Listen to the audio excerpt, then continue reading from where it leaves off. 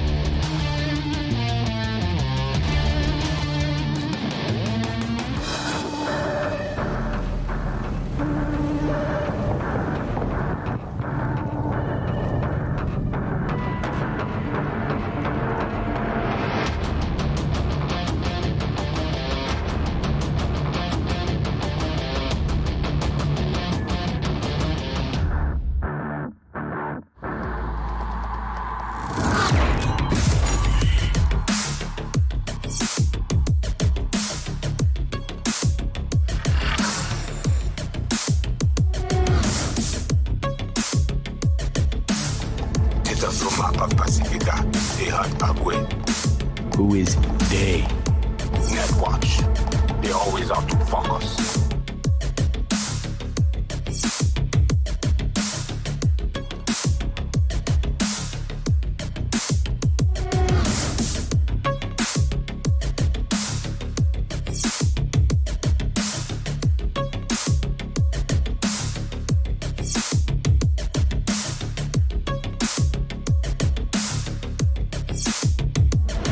Whoa, hey, easy.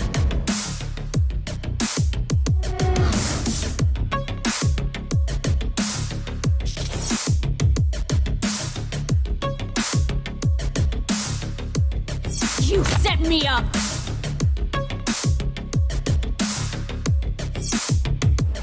Think I'll just stick to my plan.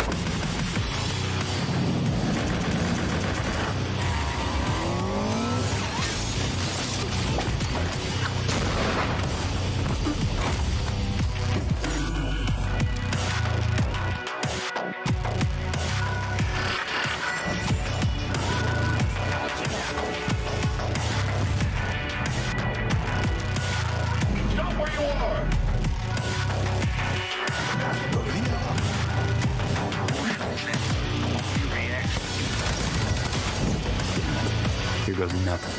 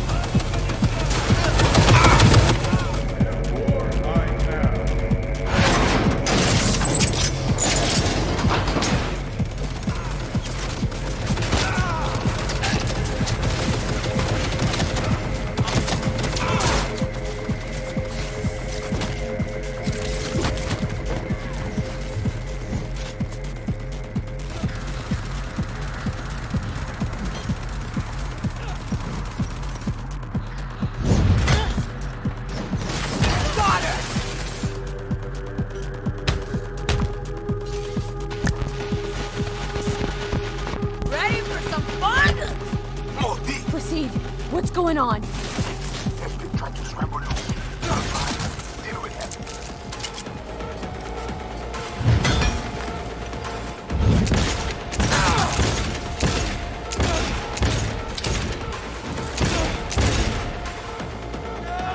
Now, the watcher.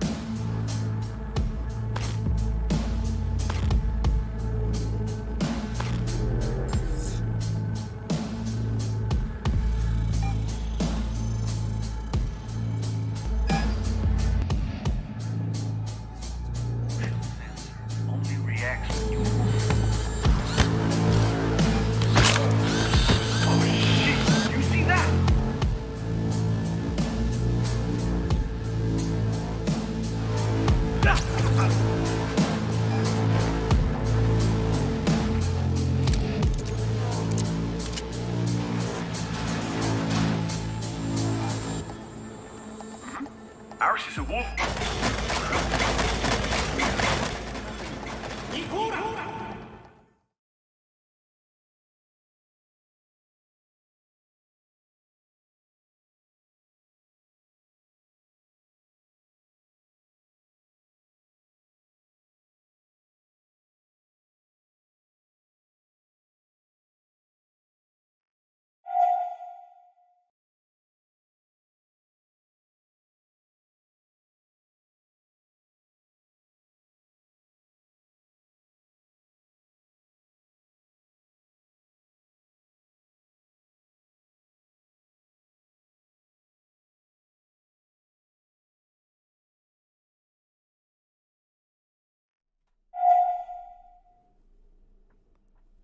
And we're live. Make sure I got my audio working pretty good. Looks like my mic is a little bit on the hot side, and I don't want to blow out anybody's speakers. So we are live, guys. How are you guys doing? Welcome, man. Welcome to the late night stock stream. Good to see you guys all back. Man, it's been a crazy week. It was a good week though, and I want to just again start off the channel by introducing myself, okay, and talking about what this channel is about. Okay, so for those of you who are new to the channel, I go by Numbers. That is my nickname. I've been trading in these markets for over 15 years as a professional trader. I'm no longer a professional trader, but I was an institutional trader, traded with one of the largest banks in the world, and did this professionally. Loved it, loved every minute of it. Started from the bottom, literally. I started as an intern at Morgan Stanley. I was a coffee boy, running errands, just kind of seeing how the business works and all of that stuff, doing little reports and learning the business. Now, I did not grow up in a family that was, very aware on how the stock market worked. We did not own stocks. We basically just put money either under the mattress, maybe a little bit in the banks, but we were basically unbanked, so to speak. Okay. So I literally had to learn everything, how this all works. And while I was doing this, I loved every minute of it and decided this is really what I want to get into. So, again, just started there, became a broker, became a advisor, and eventually found my way into trading, was a market maker, and then landed what I really wanted to do, which was trading stocks, and had a pretty good gig at that. Eventually, I kind of got tired of it though. Got tired of going into the office, guys. Got tired of putting on the suit and tie. It was nice. It was nice for the first few months, whatever. But after a while, man, it's just like I just wanted to, do my own thing. And I was at that point where it's like, I'm sitting in front of the screen. I'm not a day trader. Okay, I'm trading positions. Now, of course, you have to trade. You have to provide liquidity, but it got to the point where it's like, I should just kind of do my own thing from this point. It's like, once you know how to trade, you know how to trade. You don't really need to, as long as you have a computer and you have your own account, you can trade from anywhere you want, especially after you build up your capital, of course. So, just pretty much, went and did my own thing. I got tired of having to ask for permission, to take the day off because I'm just, watching my positions, and I wanted to go to the beach. I wanted to just trade my positions and, kind of do it all from the phone if I needed to, be in front of my computer when I want to, but not be glued to the screens. Okay. Not be driving in traffic, and doing the whole 9 to 5 thing. I didn't want to do that. I was at the point now where I didn't need to do that. And, again, when you're trading, you don't really need to go into an office, guys. You can just log in and, trade from wherever. And so anyways, I pretty much just went off and kind of did my own thing. and I've been doing it ever since. Pretty much loving every minute of it. So that is my background. Okay, now Street Alerts, I started this channel because I was seeing a lot of reckless and I'm just gonna say it, guys. I'm very raw. I'm very direct. Hey, might as well just be honest, right? But I was seeing a lot of stupid people, doing videos telling people what to buy and sell, and getting burned big time. And it was just so much. There was so many of these videos of people who had no idea how to trade, but yet they were telling other people how to do it. And I really didn't like that. I kind of felt like this was, you're throwing people to the wolves. This is not sound advice. And I say, you know what, screw it. I'm going to do my own channel. I'm going to share, because I've always been trading. Even when I retired from the financial industry, I'm trading anyways, guys. So I pretty much started this channel because I wanted to help other people to learn how the banks trade, how do professional traders trade, because retailers don't trade the way professional traders do. A lot of retailers, they pretty much lose their money. It's a sad fact, but it's pretty much what it is. If you're day trading, you lose your money even faster and go bust within a year. Those are just the numbers, guys. Google it. You'll see 90% of day traders lose their money within a year, if they're lucky. Most of them much shorter than that. But I'm not here to be on my high horse or say, oh, I'm better than all these guys. That's not what I'm here for. What I'm here for is because, again, I saw a lot of these people, touting financial advice that I knew was going to get people burned. And when you've been in this industry a while, I'm just the type of person that, if I see people giving the wrong advice and I know it's going to hurt them, if I don't say anything, I'll feel guilty. I'll feel like, that's part of the reason this person may have lost their money is because I did not actually maybe say, well, you shouldn't be doing that, or watch out for this and that. So I created Street Alerts as an educational source for people to, again, know, kind of learn the way it's really done in the professional world, and have that, have something else that they can go to. I didn't see a lot of videos of actual professional trade. I mean, they had financial advisors and whatnot, but financial advisors and traders are completely different, guys. Okay. They're completely different animals. So, I thought I would just put it on and, start this off and try to help people to stay out of the woods, chase stocks, all of that other stuff. And hopefully, for those of you who've been watching, hopefully I've been able to be a source of education for you guys. So that's a goal. Shout out to the first time chatter. We got Vats. What's up, Vats? How you doing? So let me kind of catch up with the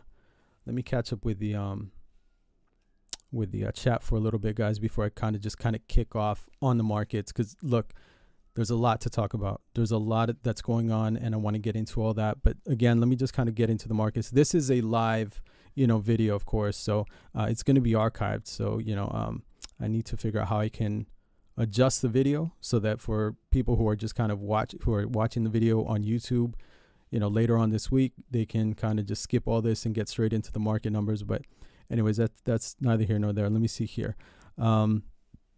Hey, what's up, Campbell? Man, I've been, I was on hiatus for a little bit. So, but good to see you, man. Welcome. Welcome. And, glad to see you back. Shout out to Sheeny, my man, Shinigami, always in the room. He's been, pretty much in the room ever since I started this channel. So big shout out to Shinigami. Good to see you, man. Hopefully, your week is going pretty good. Let's read some of these comments. Finally taking a break from work and want to learn some stuff. Well, Vats, hopefully I can do that for you, man. Hopefully I can, look, I'm not some guru. I'm not claiming to be that, but, I just want to share what I see, share what I'm trading, share what I'm in. I'm very transparent with my trades, guys. You know that when I show my screen, I show you what I'm in. I show you what I'm buying and selling. I want to be transparent like that. And I'm one of the few streamers who actually does that. I'm very proud of that, by the way. Okay. I kind of feel like, I don't have anything to, to keep secret. If you guys want to jump in and take a trade, great. More power to you. Some of you guys are very, you've been trading. You kind of know what to do. Other guys are just starting. But again, I just wanted to, why not? Okay, why not just show you? Look, this is what I'm in. Do whatever you want with it. Do what you will with it. But these are my positions. I'm not pumping them. I'm not hyping them. The other thing, guys, is I don't trade pennies. I don't trade a lot of the really cheap stocks. I don't do that. Okay, so it's not like we could even move the stock price if we wanted to. These are not low floats. These are not thinly traded stocks. I'm trading. I'm going to talk about McDonald's, Bank of America. These really big stocks, institutionally traded stocks. So there's no it's going to take a lot to move the stocks. It's going to take a lot of activity to move those stocks. So anyways, let's see here. You can't go to the store and buy some gas, go to the bank, get money, light on fire as quick as you can, lose it in the stock market. You would hate Twitter then, all the fake pumpers. Yeah, man. Twitter is I have a Twitter, but the thing with Twitter, man, there's so much like just nonsense on Twitter. You say something and you have like 50 people attacking you, a lot of negativity, and I kind of feel like there's just too much noise. Maybe I should be, actually tweeting a little bit more, but we shall see, guys.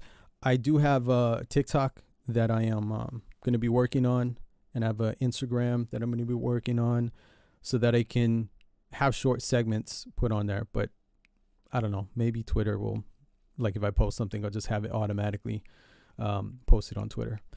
Anyways, though, guys, let's get into it. Okay, let's just cut into it, and let's kick this thing off. Okay, so today, this is the late night stock market chat. Okay. Late night stock talk. Okay. This is going to be a new stream that I'm going to be doing on Mondays at 11 o'clock. Okay. That's why it's a late night stream. I know it is a little bit more later than that. It's 12, Eastern Standard Time. But nonetheless, this is the late night stock talk. And what I do here on Mondays is I open up the channel and stream live and tell you guys what I am looking at for this week, what happened, kind of last week, and how it's going to affect this week, what I'm expecting to see. So let's just start with the numbers. The Dow is down 797, S&P down 127, NASDAQ down 482, NASDAQ 100 down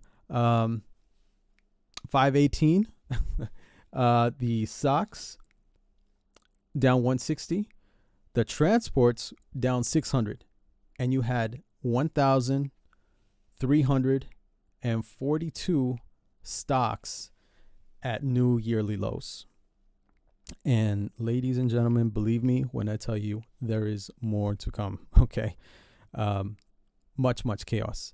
Last night, crude oil topped $130 a barrel. So if you guys caught my live stream last week, I explained to everyone that it was going to be a big week in oil last week. And indeed it was. Okay. This week is going to be no different. Okay. There's talk about an oil embargo. There's trade wars that are a possibility.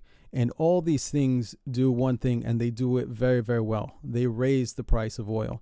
This week and for the foreseeable future, you're going to be seeing this economic activity taking place. And it will hit the pump like it's already doing. So expect to see higher gas prices. Expect to see oil continuing to move higher. This week is no different than last week. And until things pretty much calm down, which nobody seems to be wanting to calm these things down, right? It's like, oh, let's establish this isn't enough. Let's establish a no-fly zone, knowing that will create a outbreak of war involving many countries. So it seems like instead of people actually trying to put on the brakes, they want to, throw another dog into the fight. So it's really tragic, but a lot of people are making money from all of this chaos. And this is just pretty much what it is. Now the commodities, those are basically the same exact level, the same exact thing that's going on there. This is another area that has moved substantially thanks to inflation. Prices are going up all over the place. Last week, Monday, okay, this is one of the stocks that I want to talk about. ADM, Archer Daniels Midland. Okay, I bought this stock last week on Monday at 77.67. Okay, today the high was 86.18. That's a 10% run in 1 week, and that's just one stock in a whole sector, which is all flying to the upside. Okay, now while some of you are thinking everything's going up with inflation, there's sectors, okay, but you also got stocks like McDonald's that are being negatively impacted by all the inflation. I mean, think about it, guys. Who wants to buy a burger for $10, $12, $15? Especially if the gas, the price of gas is already hurting you, at the pump. Okay. The money is drying up in a lot of American households. Okay. And at some point it just starts to put the squeeze on them. And, it becomes, am I going to buy a burger or am I going to put gas in the car? Well, I need to put gas in the car. Okay. So people are going to be making these choices now. For those of you who are watching my streams, you know that I was sounding the alarm on McDonald's. I started shorting McDonald's last month. As a matter of fact, let's see here, February 7th. Okay. Started shorting McDonald's at 259. Today, McDonald's closed 226.05. Okay. 226.05. Again, I started shorting it at 259. That's a 12% gain since, I basically brought it to you guys. Let's talk about the financials, okay? The value stocks. The financials have been getting smoked. And I told you this, and I told you about how I was going short Bank of America. If you guys saw Bank of America and if you shorted it, when I was shorting it, you all did well. Okay. This is another stock that I started shorting last month, and I started selling Bank of America short on February 9th at $49. And right now, Bank of America is trading at $38. That's a 22% profitable trade. Okay. So if you're not making money off all the stocks that I've been sharing with you guys, I don't know what to tell you guys, okay? There is a reason why every time I stream, I come out and I tell you guys two things, okay? First thing, stop trading against the trend. Stop doing that, guys, okay? I mean, if you want to do it, that's fine. But it's really a bad habit, okay? That's number one. Stop trading against the trend. A lot of people are getting killed because they're buying stocks that are in downtrends. And they think, oh, I'm buying the dip. That worked when you're in an uptrend. But when you are in a downtrend, buying the dip does not work. That means you're basically buying a falling knife. So, number one, stop trading against a trend. Okay. Eventually, it's going to get you if it hasn't already got you. But it's pretty much got most people who've been doing it. Okay. Number two is learn how to short. Okay. If you guys learned these two things, you would be able to spot opportunities and make money in the market when the stocks go down. That's the problem. The problem is that people just know how to make money when the stocks go up, and nobody has opened their eyes to learning how to make money when the stocks come down. So, very important things you need to educate yourself on. Okay. At the very least, okay, it's going to help you to stop losing money by, again, trading against the trend. Okay. But look, these three stocks, Archer Daniels, McDonald's, Bank of America combined, these shorts are up 44% since I mentioned them on my stream. Okay. Since I've showed them on my stream. If you want to know what I'm trading, follow me, subscribe. This is also live on YouTube. So for those of you watching on YouTube, subscribe. Okay. I live stream twice a week on Mondays and on Fridays. And I'm one of the few the only streamer I know of who actually shows you guys what my positions are and what I'm trading. So you can actually go back and see Well, let me see. Did he really say that, was he really shorting it back then? Go back and see the stream, and you'll see they're going to be archived for a reason, okay? And again, not here to hump, not here to hump, not here to pump, not here to hype, okay? But I do again want to share with you what I'm in and what I see. I'm very transparent on that, okay? And hopefully that transparency can help, to reveal opportunities for my subscribers and for people who are following, okay? There's going to be, look, I trade a lot, guys. I was an institutional trader. I'm not trading one or two, stocks at a time. I trade 18 positions, okay? That means that you'll be able to see, a lot of different stocks that I'm in, and maybe you guys are in one of them, or maybe you're thinking about it, okay? So there's a lot of, there's all the information is there to see, what is he doing? What is he buying? What's he shorting? Okay, it's all there for you. I want this to be a source of education for you guys. And again, just put it out there, share with you, not only my experience, but share with you my trades. Okay. But let's get back to the markets. Okay. This morning, the market futures, they were down 500 points. I was excited. Okay. Cause I'm short. Okay. So I was excited. I'm also long, by the way. Okay. Nonetheless, 500 points, market futures. It was about 4 a.m. I was ready to go. Okay. Now I told you guys about the world famous plunger team. Okay. But for those of you who don't know who they are, let's just say that they're the financial engineering department of the market. Okay. The plunger team is in cahoots with, the central bankers. They financially manipulate the market so that they can prop them up and keep them moving higher, just like how they did this morning. Because again, I told you the market was down 500 points before it even opened. It was the futures. But when it opened, it was only down like 250 points. Okay. So for those of you who've been watching and viewing my live streams on Mondays and on Fridays, I've been saying this for weeks since I started the channel on how the market is manipulated like this. Okay. A lot of people don't know who the plunger team is. They think that people are actually buying and selling the market. Okay. A lot of it is financially manipulated. Okay. And I've been telling you how bad this market is breaking down. I've been showing you the charts. And of course, if you've been watching CNBC, they've been pumping the market like they always do, trying to get you guys to buy, trying to get everybody to buy stocks. The consumer is resilient and the country is strong. It's always the market be down, 500, 600, 700 points. And it's always an opportunity to buy stocks for these guys. It's never a crash. Okay. But I'm going to tell you right now, guys, unless you are looking at charts, you have no idea if you should be buying or selling. You are trading and buying blind. Okay. You are in the dark. No idea. If you take a look at the spiders, which I'm going to load up right now once I'm kind of done.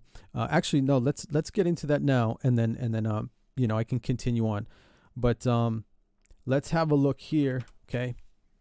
At the spiders. There we go. All right.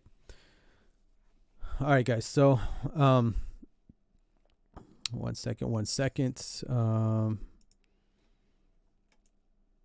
Okay. This is the spiders, guys. Okay. The S&P. If you go back, and I've been saying this, okay, right here. Sorry, guys. 1 second. I need to open this up. Where are we? Okay. All right, guys. So if you go back, okay, we rewind the chart a little bit. This right here, okay, we've been trading in a powerful uptrend channel for months. I mean, it was going for a long time. Look at that. Look at this uptrend. Okay, there we go. Okay. And before that, pretty much the same thing. We had a little bit of a breakdown here. Not a little bit. You had a strong breakdown here. Okay. A little bit right here. But for months, the S&P was just going higher and higher and higher. And one of the characteristics of an uptrend is that it's filled with buyers who are buying the stock and they're continuing the trend to higher and higher prices. Buying in trends is a good thing. Buying in trends works because you have a whole bunch of buyers behind you. You're trading with the trend. But when you break that trend and when the trend stops and it reverses, the movement is over. Okay. Now let's forward. You see this here, a little bit of a breakdown. It kind of gets back into gear, but eventually we have the breakdown, and that's where we're at now. You can see here we've broken the trend. We're not in an uptrend anymore. We are now in a downtrend. Okay, the stock is the S&P is moving lower. Okay, right here is when it becomes really hard to get back into an uptrend. As a matter of fact, right here, this is the reverse. This is when you're starting a new trend, except instead of a trend to the upside, you got a trend that's moving to the downside. Instead of higher and higher prices like you had in the uptrend, you get lower and lower prices. It's exact reverse. Now, the spiders have been breaking down since mid-January of this year. You guys can see it on the chart, okay? And not only breaking the trend, but shortly after they broke the trend, they broke down through the 200-day moving average as well, which is this white line right here. Okay, it broke down through that. And one of the things that I constantly remind people on is the moving averages. When the stocks break their 50-day moving average, it's that golden line right here. That's a bad sign.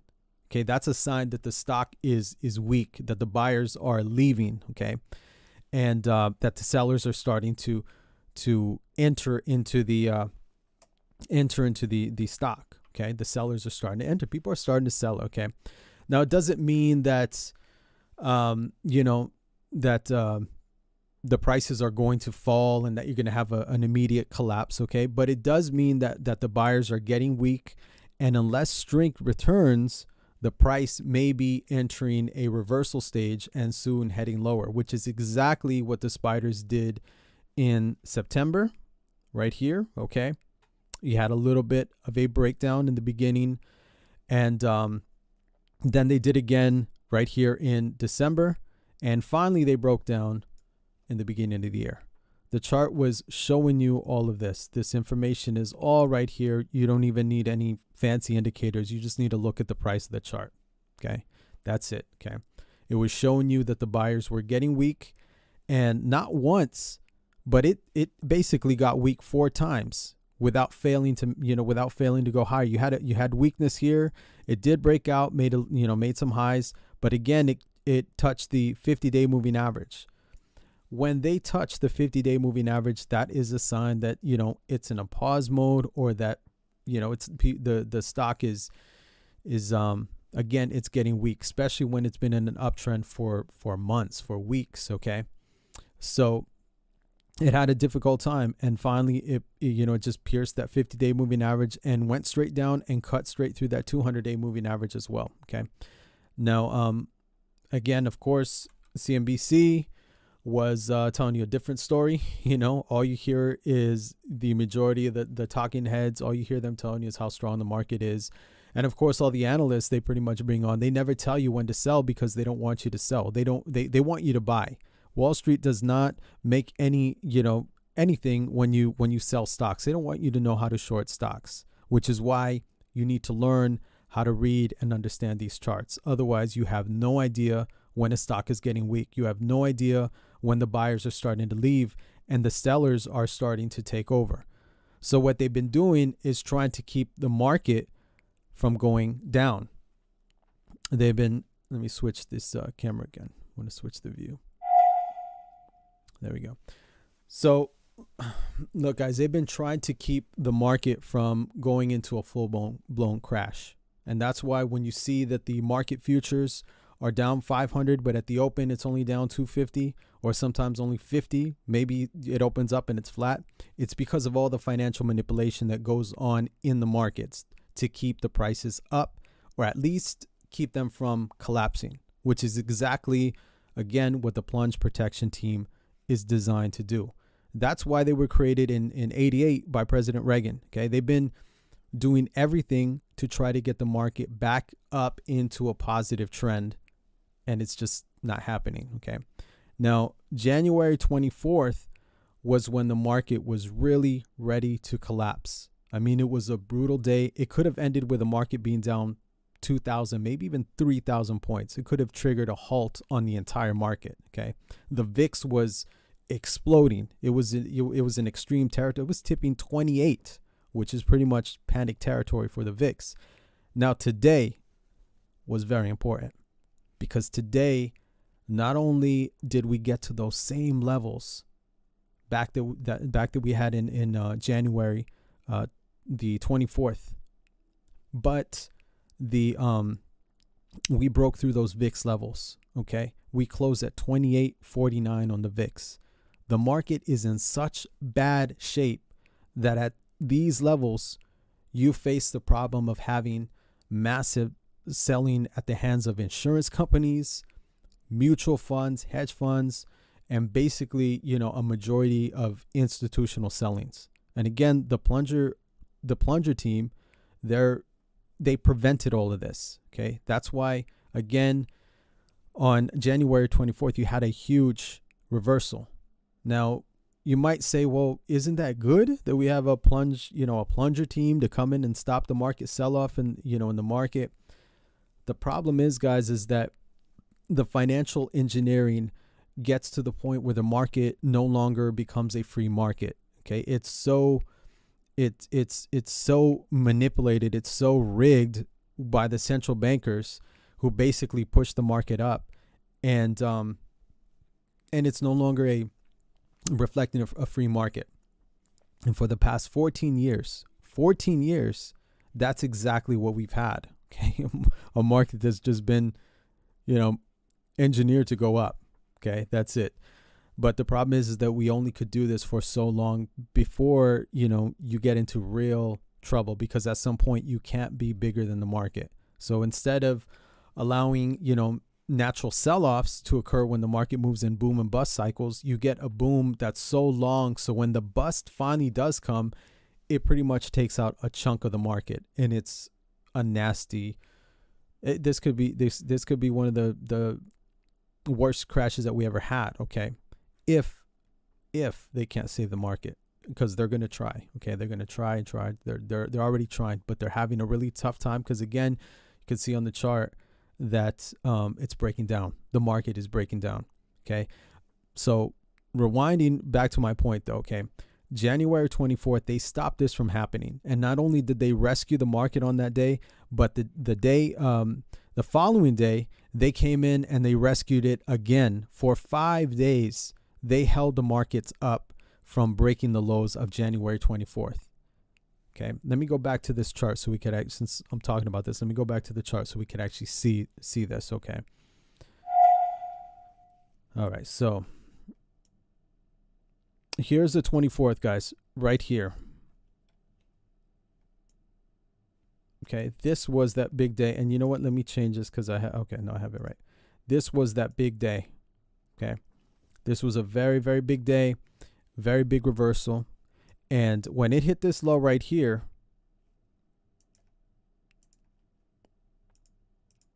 let's put this up here so you guys can see that low right there. Okay, 420.76.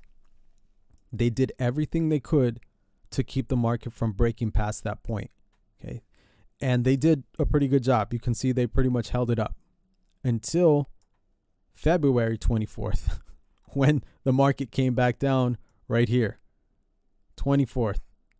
Okay.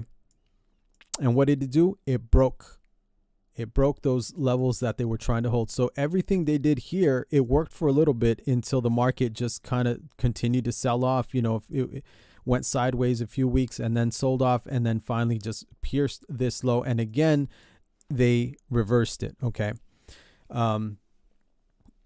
The market gapped open, or gapped to the downside on that day. Okay, and another plunge protection is safe, to keep the market from closing under those lows, and it worked. Okay, it worked too until pretty much today, when the market again sold off the entire day so bad that it finally wasn't able to close above the lows of the 24th. This is today right here. Okay. And finally just kind of went through it. And again, it could not hold above 420.30 that it closed at 419.43. Okay. So it closed under, it didn't have the strength. So the markets are in bad shape, guys. Okay, they're really bad. For anyone who's like, oh, is this a bottom? Should I buy it? You're gonna get killed if if you buy in these markets. We've just been hitting lows all day, all day long for weeks, and it's not looking good, guys. Okay, so if you're short, it's looking beautiful, but if you are long, this is you're down. Okay, depending on what you're in, you may be down big, you may be down just a little bit, but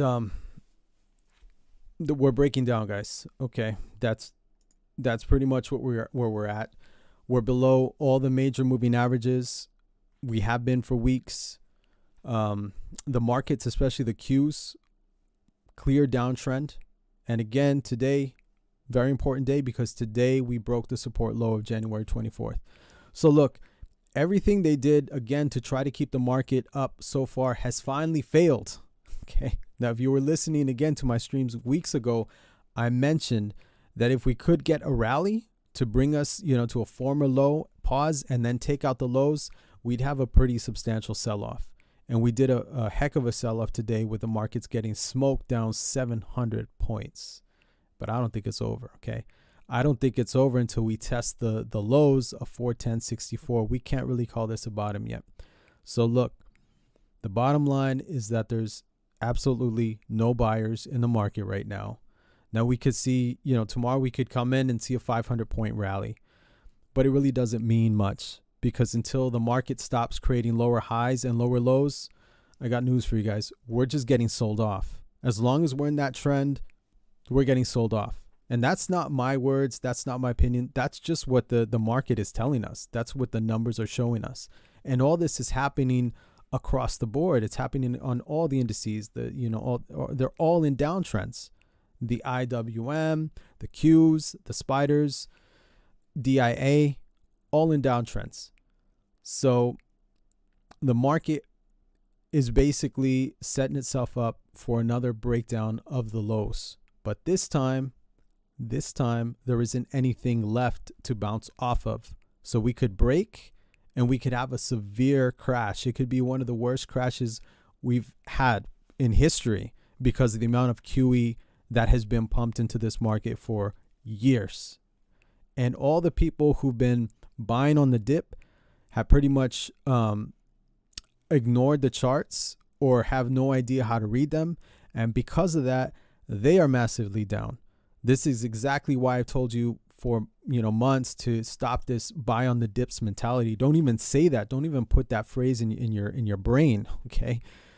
Because it works when you're in an uptrend, but too many people don't realize that when the market changes, you need to change as well. You don't change the market. The market changes you. And if you don't learn that, you're going to get killed in these markets. I don't want to ignore the chat, okay? So I'm not trying to do that, but I do kind of just want to unload everything that I'm seeing, everything that, what I'm thinking in the market and what I'm looking at, okay? And then we'll get into the community chat. We'll do some, some reviews. If you guys have any stocks you want me to look at, I'll give you my opinion. But let's talk about what's working, okay? What's working right now in the market is obvious. You have energy, you have gold, you have commodity-related stocks, you got agriculture. The rails are even showing strength, okay? And why? Because they deliver commodities, right? Utilities, okay? Power companies. Of course, you have defensive stocks. Of course, you have those. But in growth, the market is getting destroyed, okay? Destroyed. Tech has been just obliterated, okay? And value stocks are also destroyed.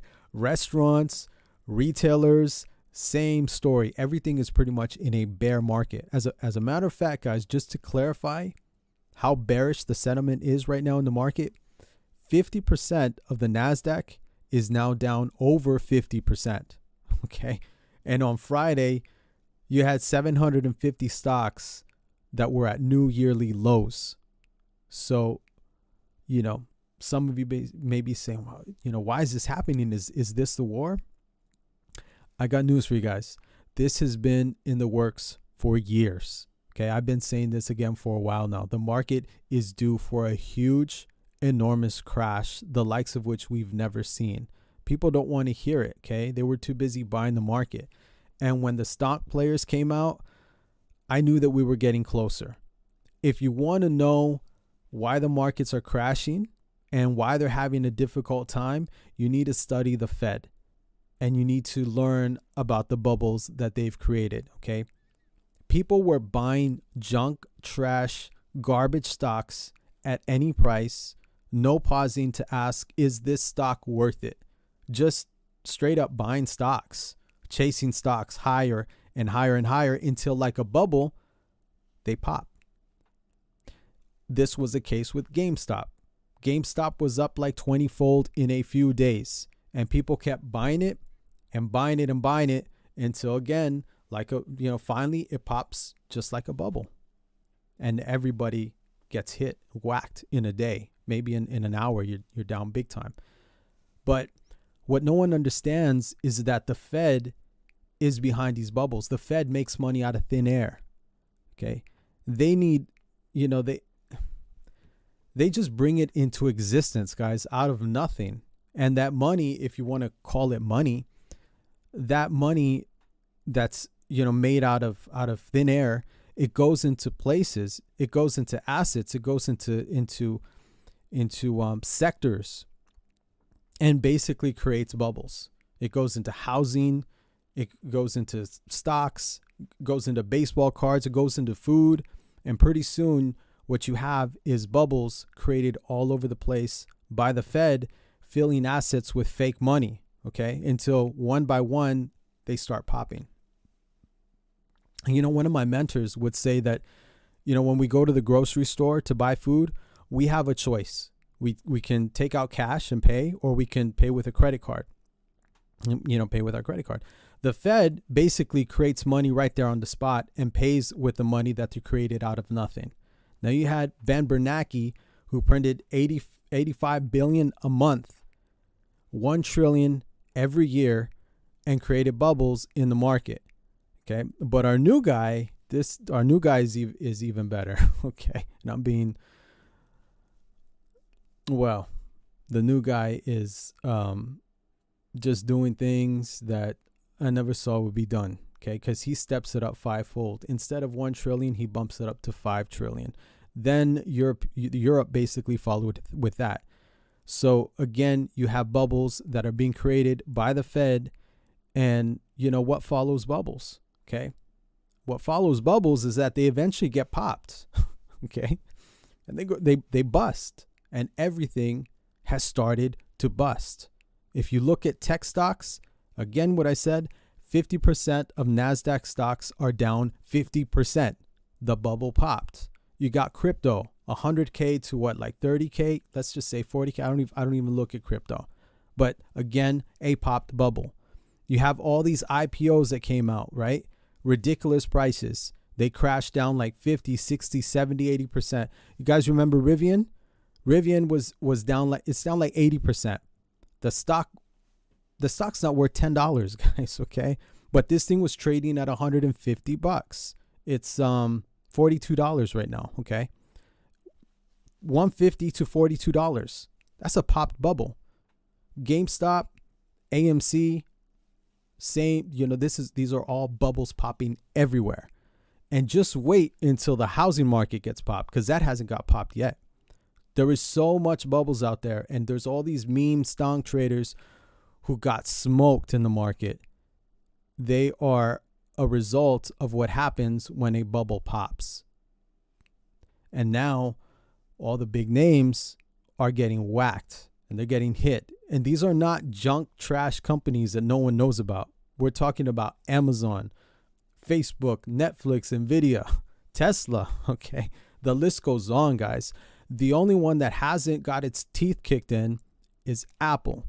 Now, Apple is down like 12% from the highs. Okay, so it's pretty much held strong.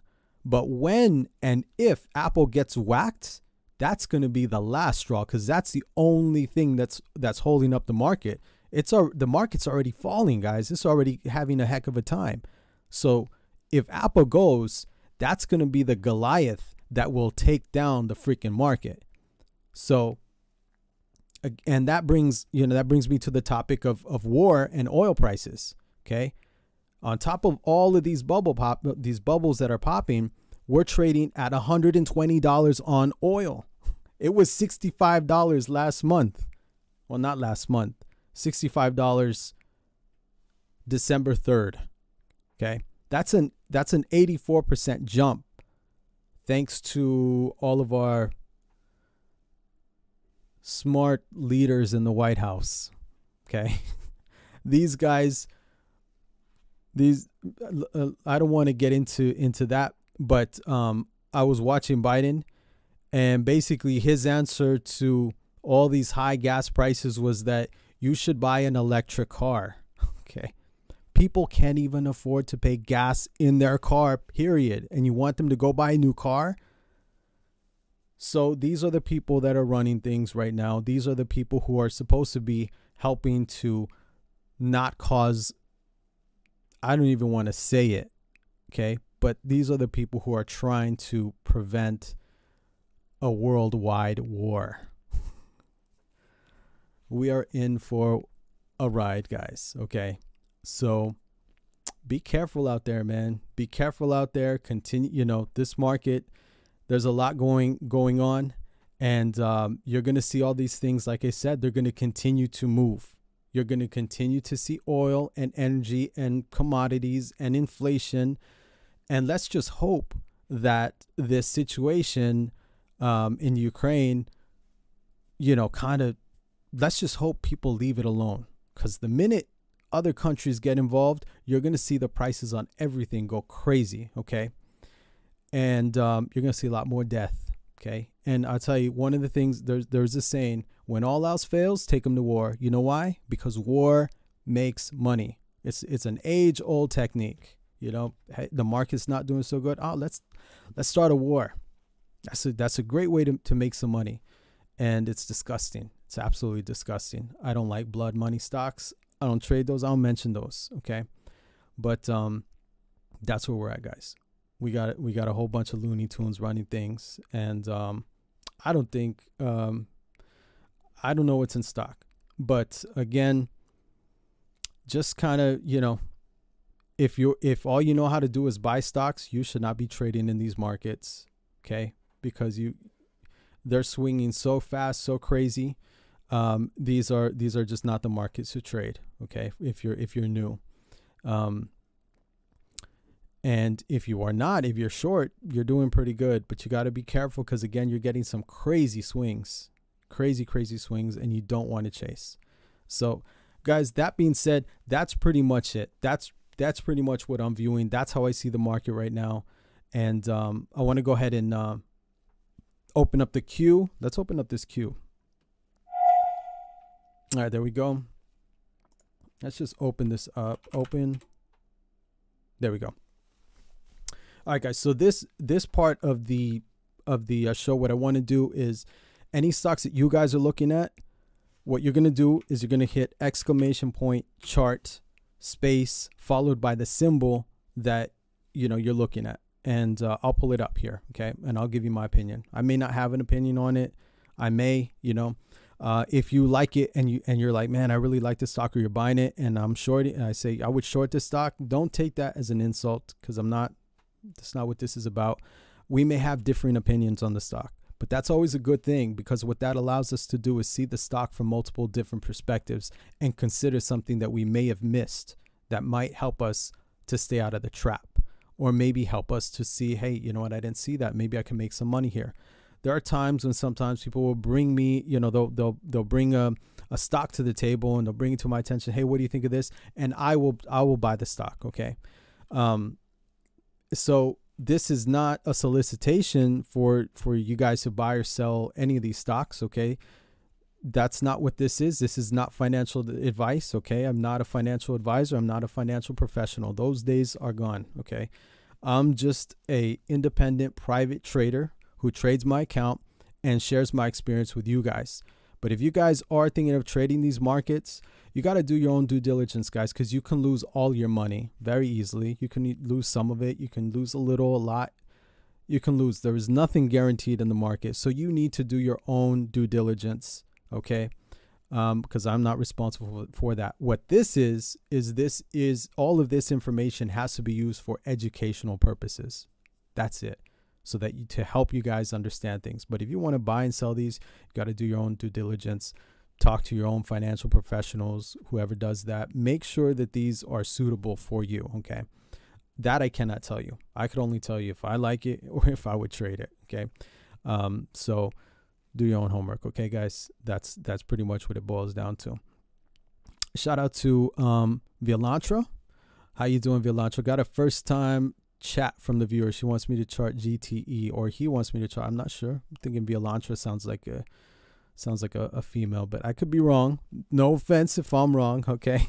Not trying to do that, but let's get into it, guys. Let me turn on the music. That's the other thing, because it's kind of quiet. Okay. And usually I have CNBC going on. Usually CNBC is going on. That kind of helps so that it's not just like silence. Okay. So let me put some music on, and then we'll get into it. We'll start charting. And again, guys, you can see right here. Let me show you that while I load up the music. All these right here, guys, these stocks are my positions. Okay. This is what I'm in. Okay. You can see the entry price, and you can see what it's currently trading at. Okay. And they're all here. Okay. Now I do have, 24 items on my book here. So, after Starbucks, you can't, I do have other ones behind, but look, generally this is, this is my book. Okay. This is what I'm trading. Like I said, when I first kicked off the show, I'm very transparent. I have no problem, basically sharing with you guys, what I'm in. No problem. Whatever you want to do with that, you do with that. Okay. But again, hopefully the transparency can just help make you guys better traders. Okay. So, Accenture, Archer Daniels, Bank of America, Coca-Cola, CF Industries, Colgate, Conoco. I just shorted, I just bought Conoco today, guys. And that's pretty much flat. Well, it's up 0.5%. Okay. But this was a new one taken today. And Costco was another one that I went long in. And why? Inflation. Okay. These stocks are going to do well. Inflation for Costco, that's going to help. That's going to help them for sure. And of course on Conoco, well, what is that? That's oil, guys. So these are some fresh positions that I took. Always make sure if you get into a trade, okay, there's two questions you need to ask yourself, regardless of what you get into. Number one, who is in control of the stock? You need to know who is in control. And number two, what is the risk? If you don't know the answer to those questions, you should not be trading the stock. Those are key, vital questions. Who is in control and how much am I risking? Before I make any trade, before I get into any position, those questions I have an answer for. So if I'm buying the stock, it better well be buyers who are in control. If I'm selling the stock and shorting it, I need to make sure that the sellers are in control. So that's the first thing that I'm looking at. Who is in control of this stock?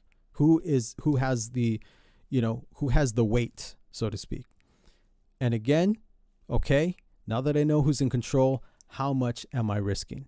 If I have to risk 10%, I don't want it. That's too much. I don't want to risk 10% of my money.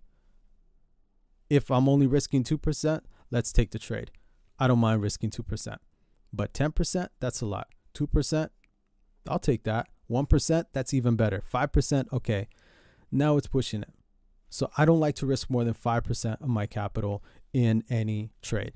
Now, sometimes I will. There's exceptions. But for the most part, generally anything over 5%, I'm not risking. So always have a stop. Whenever you buy a stock, know when you're going to get out. If the stock turns against you, know when you're going to get out. Set a stop. And when it gets hit, just get out of the stock. But do not have a conversation with yourself. Do not say, well, maybe it's going to come back. The minute you say that to yourself, you are a loser. And I'm just going to say it like that because I want to help you guys. And we need to hear reality. The minute we think, well, it's going to come back, that is the mentality of a loser. A trader says, I made the trade and it went against me and it hit my stop and I'm out. What's the next trade? Okay, because the trader lives for other trades. The trader is not living for one trade. Okay, the minute you say, I'll wait till it comes back, that's when the stock can go down even more. So now you're down 5%. Well, now that 5% turns to 10%. What do you do then? You could have got out at 5, but now you're down to 10. So guys, don't do that to yourself. Okay, this is hard-earned money. Okay, you don't want to get into that mentality. I don't want to see any of you guys who are following me. I don't want to see you guys get hurt. So I have to say it. If you have that mentality, right away, know this is a losing mentality. Okay, this is a mentality of a loser trader. Okay, you don't want to do that to yourself. It's better to take the loss, a small loss. A small loss is fine, but do not let the small loss turn into an enormous loss. And unfortunately, for a lot of traders who are just getting into the market, a lot of them let a small trade, a small loss, turn into a big loss, and that eventually is what wipes out their account. So don't do that. Okay, if you don't know what you're risking, if you don't know when you're going to get out of the stock, if you don't know what your stop is, do not, in my opinion, do not make that trade. Okay, wait till you know. Wait till you know. So again, let me put the music on though, guys. I'm kind of just, chatting away over here. What are we playing? Let me see.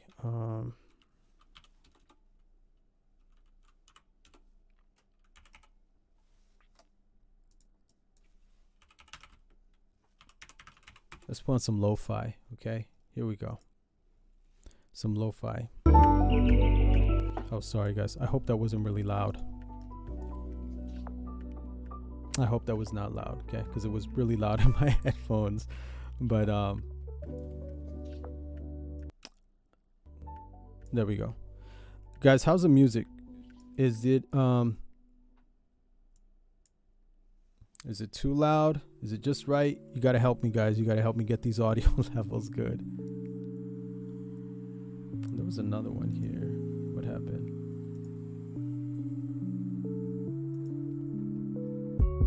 Oh, there we go. Chill vibes.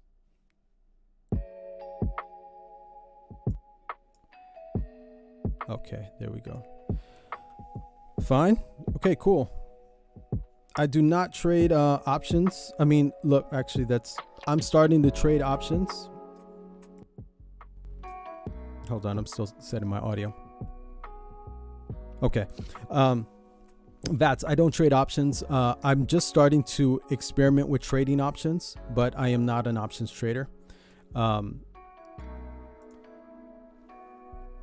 second.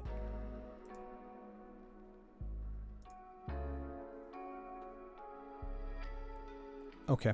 Yeah, so I'm not an options trader. I am starting to experiment, so I'm starting to trade some options on some of my positions. But generally I'm just trading shares, because shares are just shares are so much more easier to trade.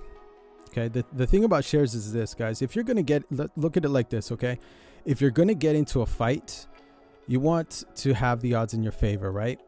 So for me, the thing about options is that, and this is just my take on it, okay? So guys, don't get offended on anything. Okay, but so with shares, you're not fighting time. Okay, with shares, the only thing that you're fighting is if you're a buyer, you're fighting the sellers. Okay, that's your enemy. If you're a seller, your enemy is the buyer. Okay, when you trade, when you buy options, you have two enemies. Okay, now you're taking on two opponents. Not only are you fighting the buyers or the sellers, but now you have a new opponent at the table, which is time. Okay, they are both working against you, unless you're selling the options. Okay, but generally if you're buying them, they're both working against you. Okay, that is not to say don't trade options. They're bad. They're not. Okay, I'm just telling you why I don't really trade options, because when I trade the stock, I don't have to worry about time. You know what I mean? I don't have to worry about the stock hitting a certain level within a certain amount of time. And if it doesn't, you know, I'm out. I don't have to worry about that.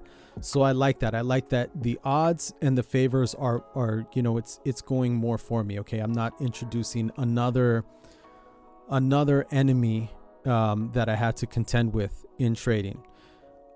But again, you do see some options, of course, right here in my book. Here's Archer Daniels. Okay. Archer Daniels. Oh, that's a center. Sorry. Here's Archer Daniels. Okay. Archer Daniels, I'm up 4% on my regular trade. But in my option, it's up 122%.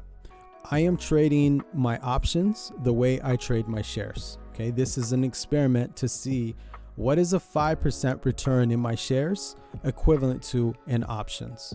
Obviously, with Archer Daniels right here, a 4% is yielding about a 102% return. Now with options, that's going to fluctuate. It's not going to be an exact thing. For example, let me see here.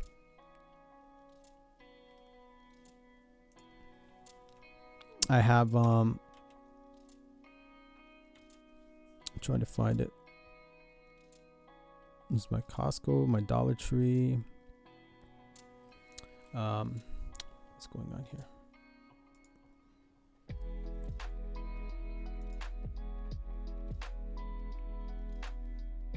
Okay, so I need to actually get rid of my Coke position, my Coke call. So Coke, I closed out of Coke and I was flat, but obviously on my call, I'm down 14%. So that's what I'm trying to find out. In other words, don't pay attention to my options trades. Okay, not yet. When I start getting a handle on them, I will let you guys know, but I am just experimenting with options to see if they are worth it to trade for me, if they're worth it for me to trade. All right, so let's guys, let's get into it. Let me see what else. Let me see what other. Yeah, so I don't use the Delta VATs. What's up, Stash? How you doing? Just got here. Been working on a slide deck about my technical analysis system, so I can teach myself more. Awesome, man. Awesome. Cool. Good deal. What do you mean portfolio risk? So portfolio risk, I try basically I don't want to put more than 4% of my capital into any one position, and you know, I don't want to risk more than like 1% in the position. Okay. That's pretty much my portfolio risk. That's what I try to do. Now I am a position trader. Okay. So I am a swing trader, but I am a position trader. So I'm not just kind of one entry and one exit. That's, I don't like this song.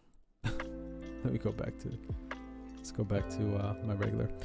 So yeah, I'm a position trader. Okay. So what I'm trying to do is build up, I'm trying to build up a good amount of shares. Okay. Cause it's not the price all the time, but it's how many shares you have. So I like to start a pilot position in a short or in a long, and then gradually as it proves itself to me, then, you know, I'll add to it or take profits and so on and so forth. And, you know, basically once I get it in the trend, I'm just trading that trend for as long as it can ride.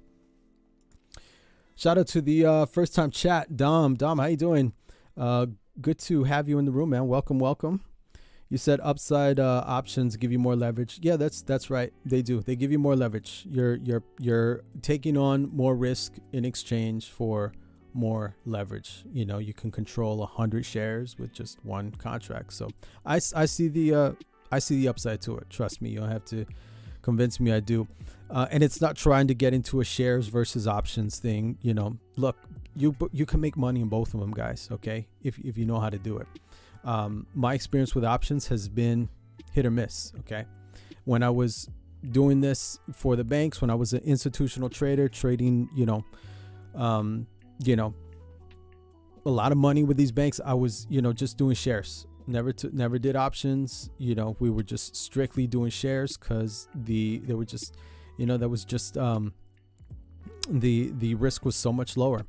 And so for me, when I trade, a lot of that I've carried into, you take things as you learn, and you acquire more knowledge, and you sharpen up. But one of the things that trading with a bank taught me is that you have to manage your risk. The lower the risk, the better. So for me, my first question is, okay, my first goal is I need to preserve my capital. That's rule number one, preservation of capital. Okay, that's what's going to allow me to trade tomorrow, the next day, the next month of this year. Okay, preservation of capital. So with that in mind, I always go into, I want to risk the least amount in my positions that I can. So obviously, I'm going to go with the shares versus the option because I'm risking less. I'm risking less. I don't have to, I could make 1/4% and take get out of the stock, whereas in the option, that 1/4% may not even move the option. It might even maybe be slightly negative. Okay, so the option it's going to move more. It's going to give you more upside, but it's going to move. It's going to have larger swings. What I'm saying. Anyways, I know I've been chatting. Let's go ahead let me get into the first stock, guys. So let's see here. We have the first. Vats is asking about Lit, and again, sorry about the long wait, guys. I just wanted to make sure that I have you guys covered. So here's the current stock, okay, which is Lit. Let's see what we have with Lit, and let me move my mic a little bit now that we're kind of now that I'm not just chatting away and just kind of talking about the market. Now that we're looking at the market, looking at stocks, let's see what we got. All right, so Lit, what? All right, so I don't know. Are you long or short Lit, or you're just thinking about it? What are you thinking about with Lit? Are you thinking about going long, going short? Give me some more background on this, okay? Then I could maybe try to see it from your angle and give you my take, of course. So if you can, that's just what are you seeing with Lit? And make sure scroll up here. Make sure I'm okay. So Vats, I'm using TC2000. That's my broker, TC2000, and I also have Thinkorswim. Those are my first. So I've been thinking about a little bit about Webull. I knock Webull so much, but I know a lot of people are using Webull. It's very popular, and to be honest, guys, I've been dabbling with the social function on it, the social networking function, or whatever you want to call it, and it's kind of fun. So I might dabble with Webull. We'll see. Okay, I know a lot of people ask me what I think about it, and again, I don't knock it, but anyways, TC2000, I've been with them for years. I've been with them since they've been around since I started trading like 16 years ago, and even before that. So they've been around for a while. Love them. Probably will always be using TC2000 unless they change or something like that, but hopefully they don't, because I don't know. Just anyways, Lit, just advice on what I think. All right, well, Lit would have been a good trade today, man. That's nice. See that breakdown? I like this. Okay, I like that it just basically, there's the lows right here. Okay, I like that it just kind of busted through it on some pretty good volume. The MACD right here is starting to turn. So the first thing that I look at, Vats, is the price action. Okay, before I look at the MACD, before I look at the stochastics, I really want to see what the price is doing. Okay, so I really like that the price has basically broke the lows on some pretty good volume. That's the first thing I go to. So today would have been a good short on it. You could, let me see here, maybe I would put like a stop somewhere on this candle. So let's see here. The risk on this again. All right, so first thing, who's in control of the stock? Well, sellers are in control of this stock. Look at that beautiful downtrend. Okay, lower highs, lower lows. There's our lower low, lower high, lower low, lower high. See, this thing is just, this is a beautiful downtrend. Okay, so sellers are in control of the stock. It's trading under the 50. Now it's trading under the 200, and the 50 is now starting to cross under the 200. This is getting very bad. Well, again, bad and good is a perception. If you're short, this is getting very good for you. If you're long, this is very bad for you. Okay, so I like this for the short side. Sellers are in control of this. Good volume. So the second question, now that I know who's in control, what is my risk? If I go short this stock, which today, if I was going to go short, I would have, today would have been you don't really, when they break down like this, timing is everything. So I don't wait till like next week, what's going to do tomorrow. I try to jump on it right then and there, which is why the final hour is the most important hour for me. That is the final hour is my busiest hour. When I wake up, I'll glance at the market. I want to see what it's doing, but I'm not glued to my screen all day. I'm not a day trader. Okay. I'm managing my position. So as they hit levels, as they hit certain prices, I'll get an alert on my phone. I'll add more to my position. Okay. But I don't need to stay glued to my screen. I don't want to stay glued to my screen. I like to, I like to live life and go around. Not that, some people just love staring at the screen and watching the market all day. But I'm fine. All I need is my phone. Okay. So I'll look at the market in the morning. I'll see what it's doing, check on my positions. And in the afternoon around lunchtime, I'll have lunch, look at my positions, seeing what's kind of moving, if anything has hit levels, all of that stuff. And then pretty much put the iPad away, get on with my day, and then come back at the final hour at 3:00. That's the most busiest time. That's when I come into my office, I close the door, I get comfortable, and I basically just zen out and watch the market that final hour, most important hour for me. And that's when I decide, am I going to pull the trigger on some of these trades? Sometimes I will actually trade at noon. Okay. If something is breaking at noon, that's always a good sign that, if it's having a hard time at 12 noon, chances are by the end of the market, it's going to be having a even more difficult time. Okay. So sometimes I'll take a trade in the afternoon, but I never trade in the first hour. Never. I never do that unless I get stopped out of a position. If I'm in a stock and it gets stopped out, it's going to get stopped out. Okay. That's it. But I never take any trades in the morning because there's just too much manipulation. It's a whole bunch of, market makers, computers, day traders. They're just all over the place. So for me, I let them kind of like just cancel each other out, let the noise kind of fade out. And then at noon, I got a good idea on who's in control and who's really where the power is. So back to Lit would have been a trade that I probably would have taken at noon. I probably would have taken this stock at noon when and got it at like $68 and went short and placed like a stop. I don't know. I would probably say like 5-6% stop on this one. Okay. I would have tried to shave it down to like 3.5%, 4% max, but no more than 5%. So I would be short on this one. Let me see here. Let me just make sure. This thing busted down like 342. The normal range on this is 236. It's a little outside its range, so I don't know if I would have taken this. Okay, there's something called an average true range. You may or may not know about the average true range. The average true range is great though, because before I get into a position, if it's Lit was already down like $1.72.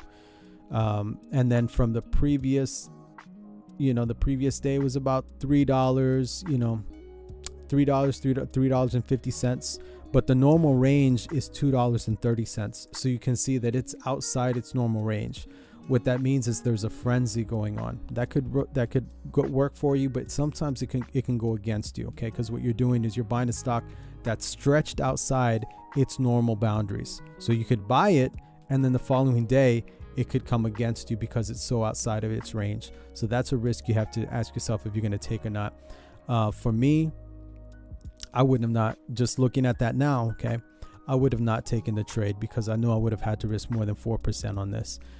Like I said, I would probably put this one on a watch list and then just continue scanning and try to find a stock that has the lowest amount of risk possible. If I could find a stock where my risk is like 1.5%, I'll take that trade as fast as I can do it.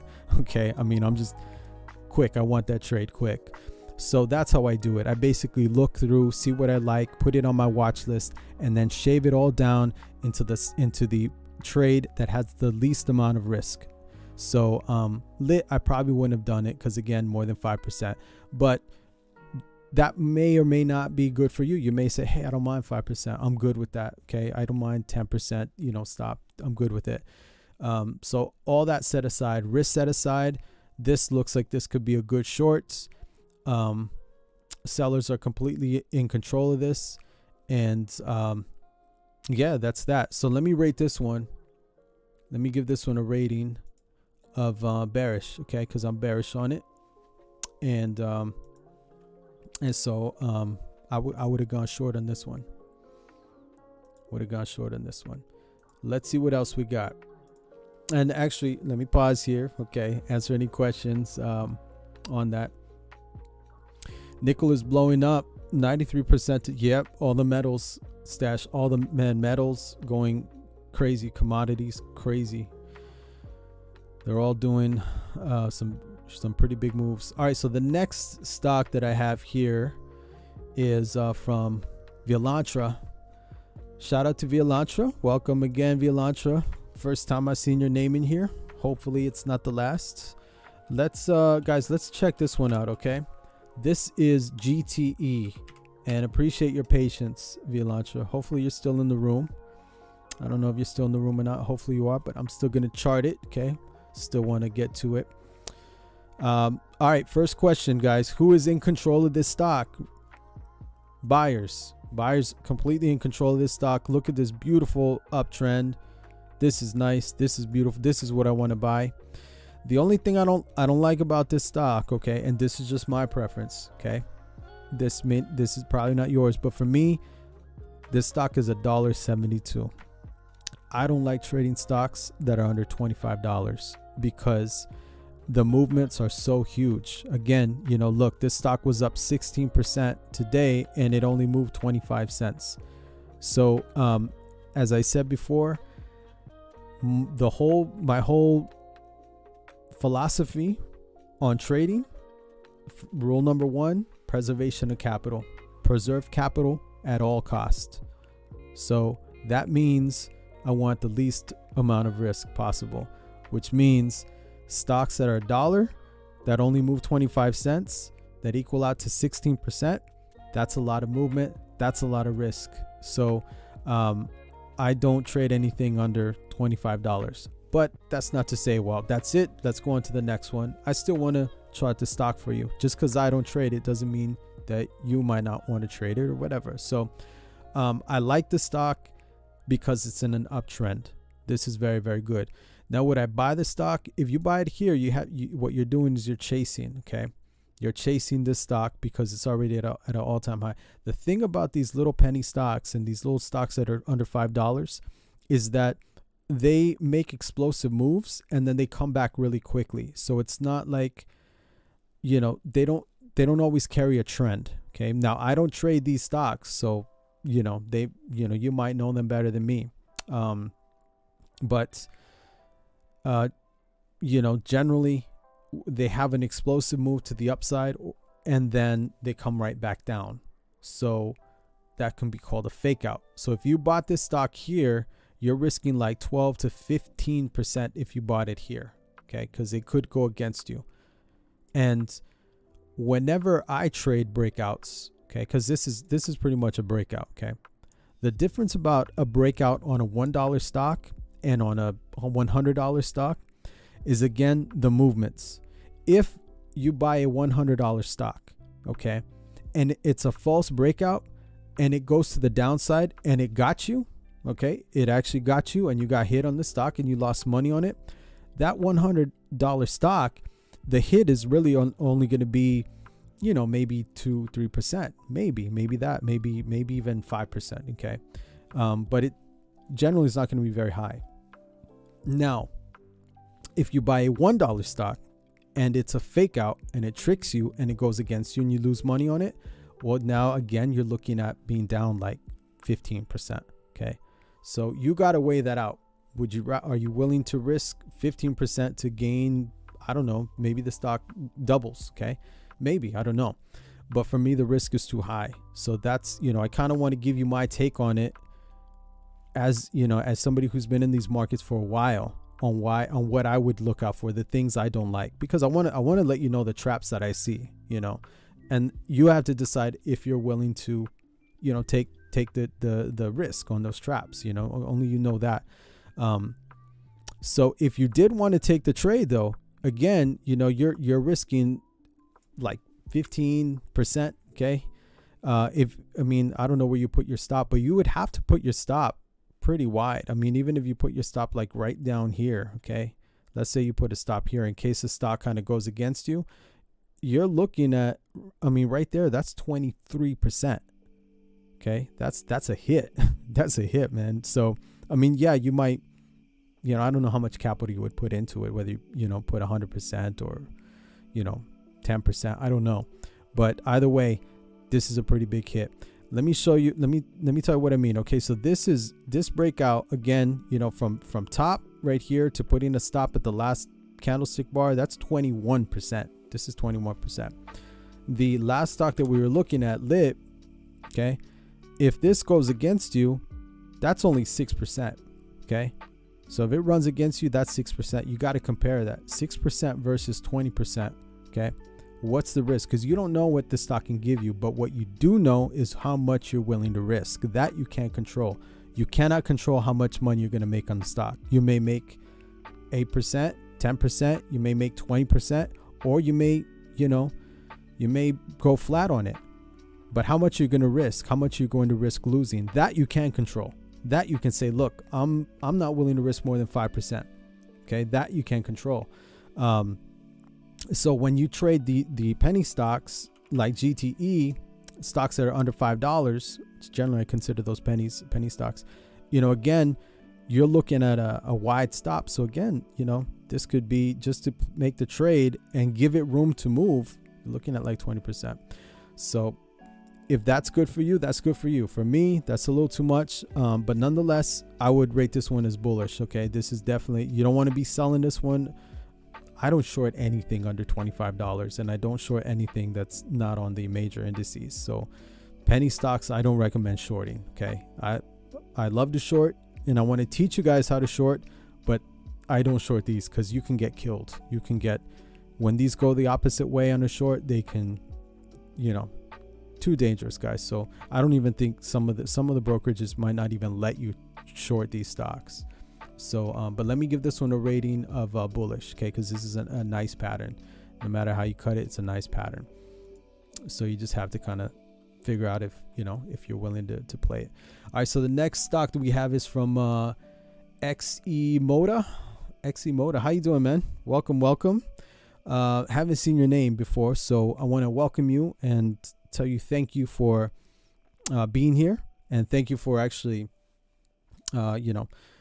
sharing a stock with us. So XE Moda is looking for FNF. Let's see what this one is. All right. FNF is Fidelity National Financial Services. Financial services have been getting whacked. You can see downtrend. So what am I thinking with this? Okay, this stock right here, this should be a short. Okay, I think this should be a short. Let me just say that. Okay, and right here, that would have been the time that I would have jumped on it. Okay, right here, which is Tuesday, February 22nd. Okay, right here, this would have been the time where I would have really, jumped in short. Probably even maybe even right here, which is the 17th. Let me see. Actually, let me back up. Let me see. Let's back up on this.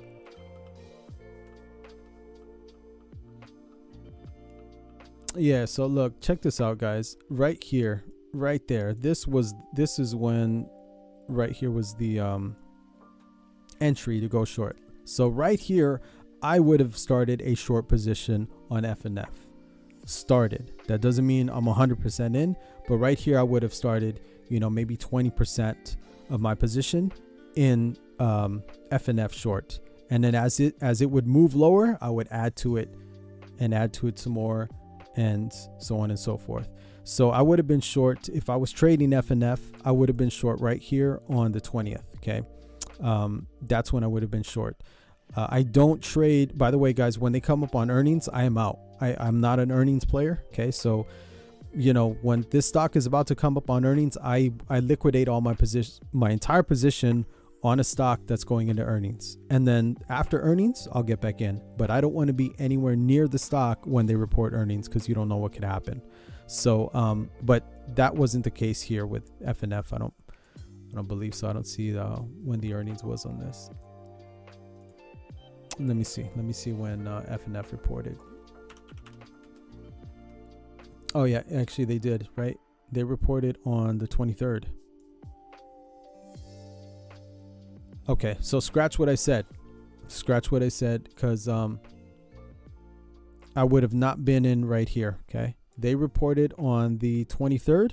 So on the 24th, right here, this is when I would have started considering going short, you know, or maybe starting a short position. Maybe. Okay. I would have jumped into it short really when it did right here. Okay, right here when it took out that 200-day moving average. Right here is when I would have started a short position. Okay, and this is the range on FNF is $1.36. Okay, so you know you're looking at, you could, you know, a 5% stop on this would be fine, you know, somewhere around there. You don't need anything less is even better. Okay, but yeah, this would have been a good time to short it. I would have started shorting it here, and probably adding some more right here as it took out that low, adding some more right here, and taking profits, of course, as it falls lower. Then, you know, you also, when you make money in the stock, take your profits, guys. I don't just let it sit there. If I'm up, you know, a good 6, 7, 8% in the stock, I'm putting money in my pocket. Okay, because if it does go against me, and if it does hit a stop, at least I've already pretty much made money on the stock. And maybe you know, maybe there's no more risk. That's ultimately what I want to get into. I want to short, build up a position, keep a trailing stop until finally there's no more risk on the table. Finally, it's just a risk-free stock. That's the best way to trade, because at that point you're just taking profit out of the stock every time it goes in your favor. So FNF, yeah, I think this is you know, this is a good one for short. You got to figure out your entry. This was the entry, you know, right here. Okay, so you know, right at this point, if it goes against you, too much risk, you know, again, that's like 8%. You know, again, I don't want to risk more than what the range is on this. If the range is the range on FNF again is $1.36, I don't want to risk more than that. Okay, so $1.36 on this, if you shorted it, is like basically, I don't know, it's basically somewhere around right here, 46.23 or so. So it could snap back on you. Okay, so this right here is kind of where you want to get in short or whatever. But again, I really liked it here. Okay, this would have been the ideal time. And if it moves against you, you get stopped out, but at least you know you're only risking a certain amount. So right here, it would be borderline chasing it. Okay, but I like it for a short. Okay, so you got to figure out where you would want to enter the stock. But look, it's in a downtrend. You got a lower low. Here's your first high. Here's your second lower high. Here's your third lower high. Here's your fourth lower high. So you have a series of lower highs, and you got a series of lower lows. There's first lower low, there's your second, and there's your third. So if you were going to trade this, if I was going to trade this stock, I would wait until it took out this low, and then I'd be sitting down here with a short. Okay, because once it takes this down, there's really nothing holding on to it. This kind of looks like the S&P. Okay, once it takes this down, there's really nothing there. So if I was going to short it, I would wait to make sure that the sellers can take this thing down and break the lows that it had back on the 24th. If they can do that, I'll go short, and then put like, again, 5% stop, whatever suits you. But as small of a loss that you can take, that's what I would put on it. So let me rate this one as bearish. Okay, and we got that in the queue. So that is my take on FNF, and I hope that helps. Again, if you're long or whatever, I'm not trying to change your mind on the stock, just telling you how I would play it. Okay, that's all this is. That's all this is here for. Give you another opinion on the stock. So you had the same though. Oh, so Vialantra, yeah, my father wants to trade it. I told him it was a bad idea, especially with the explosiveness. I agree. Here's the thing, Vialantra. Look, there's a reason why people like, these low price stocks, okay? Because they feel that they can make money on them. They feel they can make more money. Why? Well, I can buy 1,000 shares of a stock that costs $1. I could buy, $100, okay? But if the stock costs $100, I can't buy much of it, okay? So the problem that a lot of new traders have when they first get into the market is they're thinking about how much money I can make. Really, you got to reverse that, okay? A professional trader does not think about how much money they can make. Their first thought is, how much can I lose on this, okay? Because they know that we are going to take losses. That's just the name of the game. So if I'm going to take losses, I want to make sure that they're as small as possible. So that is the mindset that I try to teach, my followers here, my subscribers. You want to have the mindset of how much, am I going to lose on this? Okay. You want to have that kind of, view on it, because what you're doing is you're in a defensive stance, and that's good, because your capital, you need to defend your capital. Now, when you think about how much money I can make, you kind of leave yourself open, and you make decisions based on how much money you can make, how explosive the stock can go, without looking at the downside or really giving that much thought. And the downside is what buries you. The downside is what kills a financial account. The downside is why most of these people have already gotten wiped out, whether they bought crypto at 100 or 80 or 90, and now it's down significantly, whether they bought, an IPO, and now it's down significantly. I talked about a lot of that in the beginning of the stream.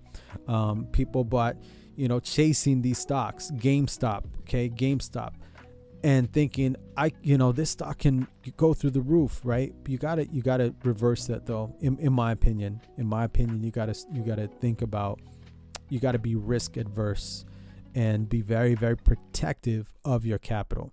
So I would advise against this one, against this kind of trade. Okay, that's not to say it can't go to $2, $3.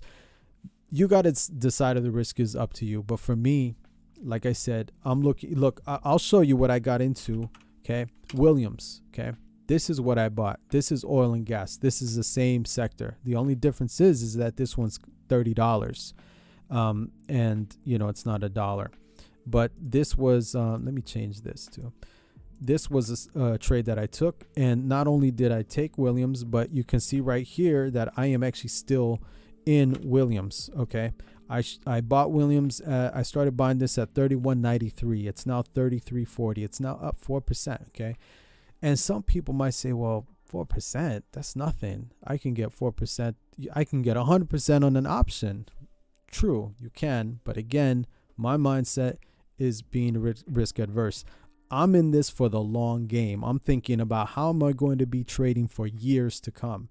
So for that to happen, I need to make sure that my risks are small. It's kind of like it's a game of chess. It's a game of poker. Okay, you want to make sure those, when you do get hit, They're small hits. You're not opening up yourself to a checkmate. Okay, you're not going all in on a stock and getting wiped out on a bad flip. Okay, so for me, that's just how I do it. That's how I try to trade. So Williams is one of the stocks that I trade, and that one's 4%. Okay, now again, I trade a lot of positions at a time. Okay, I try to keep 18 positions on the table. So while this one's only 4%, if you see here on my book, you can see, Ventus is up 11, or well, 3%. The call is up 11, but this one's Ventus is up 3%. Tellus is up 2%. Rollins is up 4%, almost 5%. All these little percentages add up. So if I can make, a good 10% in a week, that's I'm happy with that. Okay, I'm happy with that. If I'm only risking a small amount. So for me, the whole concept in my trading is the least amount of risk for the maximum amount of reward. So if I'm risking 2% and I can make 10%, that's great, because I could have a string of losses and I only need to be right one time, and that's going to cover all of my losses. So I don't even need to be right, like half the time. I could be wrong half the time. I can make, I can make 100 trades and be wrong on 50 or 60 of the trades. And all I need is like 30 or 40 of my trades to win. And not only is it going to cover all of my losses, but it's actually going to put me in the green. So, that's the importance on the risk reward ratio. So, that's what I would say. Okay. So just be mindful of that. And that being said, guys, I think, it's now 12:30 over here. So I am pretty much, I'm pretty much done here, guys. That was pretty much it. If you just got into the room, and you didn't catch the beginning of the stream, this stream, I'm streaming live on YouTube and also on Twitch. Okay. The first 20 minutes or so, first 10, 20 minutes, I don't know what I was speaking for, but probably about 10, 20, somewhere around there. Anyways, look, that's my take on the market. Okay. So, if you want to see what I'm viewing this week for the market, check it out. Okay. And I cover a lot of, what's going on, what I see the market doing, things like that, things to watch out for. And hopefully, again, it could help you. So what I want to do now, guys, just kind of go through, unless you guys have any more questions, you can post it in the chat, but I don't see any more entries. I don't see anyone entering any stocks. Let me see here.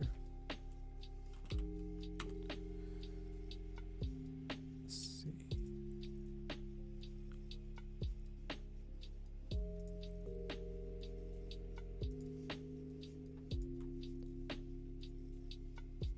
Okay, here we go. Okay, yeah, so I don't see anything else, guys. I think pretty much I'm done with the stream. What I want to do though is go through my positions and share that with you, let you guys know what I'm trading. So starting from the top, guys, I am short on Accenture. Okay, started shorting this at 320.12. It's now trading at 305. I am also short. I'm long on Archer Daniels. Okay, Archer Daniels went long at 80.25. Bank of America, I'm short at 45.31. CF Industries, I'm long at 84.38. CL, which is Colgate, I'm short at 77.87. On ConocoPhillips, I just picked up ConocoPhillips. ConocoPhillips, I am long at 101. I'm long at 179. Costco, I'm long at 532.20. Dollar Tree, I'm long at 143. Goldman Sachs, I'm short at 328.41. McDonald's, I'm short at 252.19. Nike, I'm short at 138.42. Rollins, I am long at 32.38. Let me roll that down. Starbucks, I am short at 93.48. Travelers, I'm long at 173.27. Tellus, I am long at 22.58. VTR, which is Ventus, I am long at 53.96, and Williams, I am long at 31.93. That's pretty much what I have in the book right now. And I am, let me see here.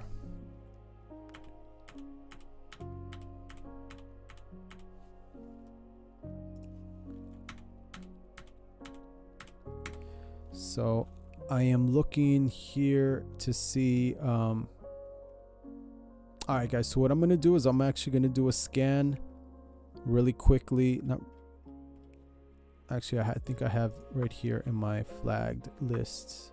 Let me see if anything's moving.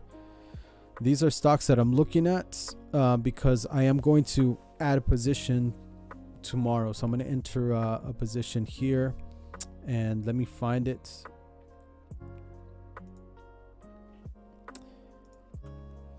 Neem, that's already moved. First Energy, these are stocks that I'm looking at. First Energy, this was already moved. CVX, yeah, this one's already moved for sure. Pinnacle West already moved. EOG, nothing there.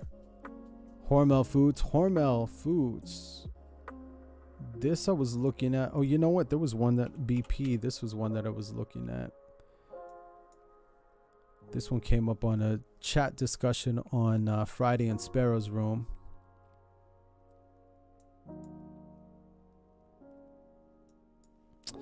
BP. This is oil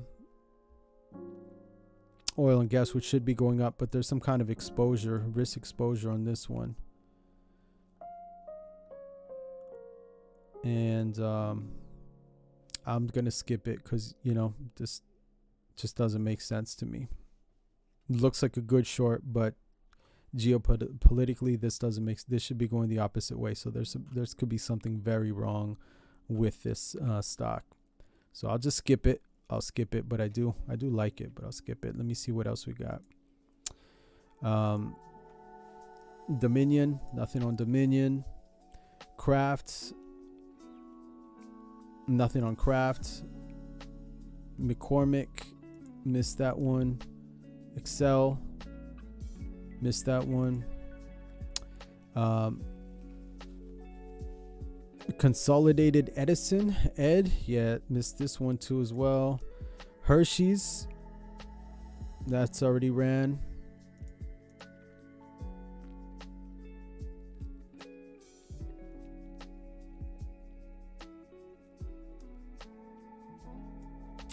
Let me see here. OKE. I don't know how you pronounce this one, but I'll just say OKE. All right, guys. Let me see here. This one looks pretty good. I like that it's in oil and gas. This is a good energy stock.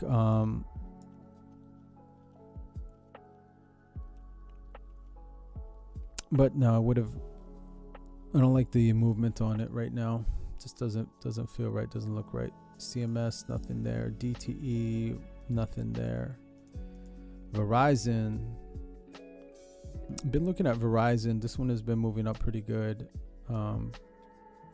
Nothing yet on Verizon. Walmart,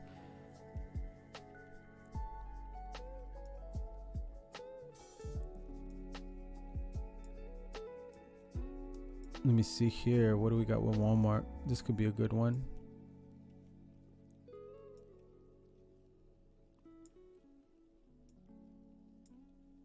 Okay, so I'll keep Walmart on the list. I'm going to take off Verizon. Let me continue on, and then I can go back and kind of sort them out.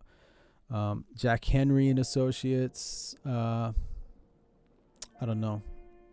No, too much of a run. Nothing with Tyson. And Tyson, I'm out. I was in Tyson, but I'm not in Tyson. So let me clear my lines and all this stuff. So Tyson is no longer a trade. Quantra Services.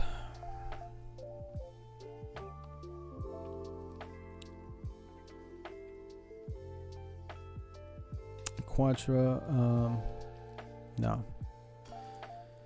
Guys, I'm gonna take a quick break.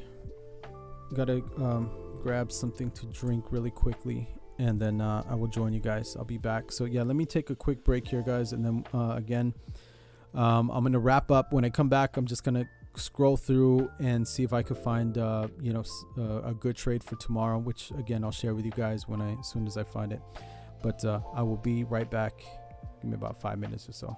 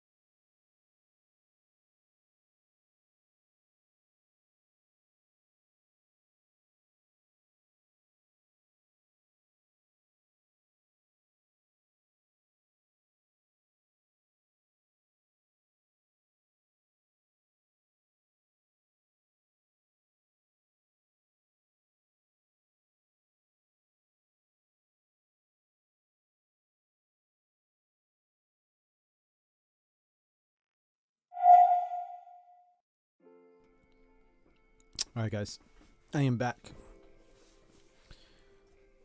So who is up? It's 12:30 right now. Who is up? Are you guys still awake? Got 6 people in the Twitch room. Let me see how many. I can't see how many are on the YouTube, but guys, thank you for hanging out with me. Appreciate that. Hopefully you guys are awake. But what I'm going to do now is, again, I'm just going to go ahead and I'm going to look at the stocks that normally see. I trade the same stocks over and over again, guys. Okay, let me hold on. Make sure that's okay. Perfect. All right. So yeah, I trade the same stocks over and over again, guys. Mainly trading the Dow 30, the S&P 100, and the NASDAQ 100. That gives me 230 stocks to pick from. Okay. Why do I trade those? Because those are all institutional owned stocks for the most part. Okay. So everybody almost owns these stocks. You probably own Starbucks in your 401k, or you know, anything like that. Home Depot, all these huge mega corporations. That's what I trade. I trade the mega corps, and so 230 stocks is plenty. Sometimes I'll venture outside of that and go into the, you know, see what's on the S&P. If I can't find anything there, then I'll look at the S&P 500, and we'll see what's kind of, you know, if there's anything there. And that's pretty much where I stay. Okay. That's how I do it. Now I also like CanSlim stocks, but that's for another stream. Right now, I'm just going to continue to comb through my list, see what looks good, and see if there's something that I could find that I like, either for, you know, buying or selling. So the first one that I have right now is Walmart. Walmart looks pretty good. I'm not sure if I'm going to go with this one, but this one is on the list. What I'm doing is I'm building a watch list right now. Okay, I'm making a watch list right now to kind of go through and find something that I'm going to trade. So I have Walmart. Let me take this one off. Okay. Let me take Medtronic off.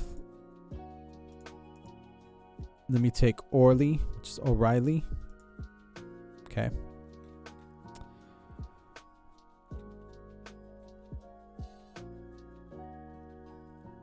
Yeah, let me take O'Reilly off. How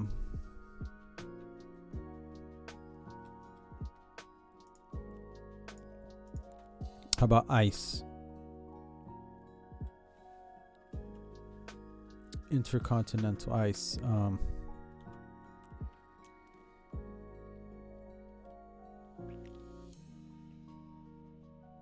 Yeah, let me get this one out. Nlock. This is Norton LifeLock. I bought this one earlier. Bought this one on March 4th. This one I got stopped out of. So let's take this one off the list. AVGO. This was another trade that I took and I got stopped out of this one. Let's take this one off of the list. Target. I didn't trade Target. I shorted Target, got stopped out of it, and that was that. But this one would have been, I really wanted to get this one short. Okay, didn't do it, but hey, sometimes you miss the trade. So Target is already pretty much running. Okay, so that one was missed. Freeport, I like this one. This one snapped back, and I'm not going to get into it, okay, because this one could be coming back down to the, I don't know, maybe visit that 20-day moving average. So this one is no. This one's a no-go. International Flavors, skip. Transdium, TDG. No, doesn't. This one kind of like, this one's in a channel. Cisco looks like this could be a real good short, but too much too fast. This one dumped like a good 10%, 8% today. So I like Cisco.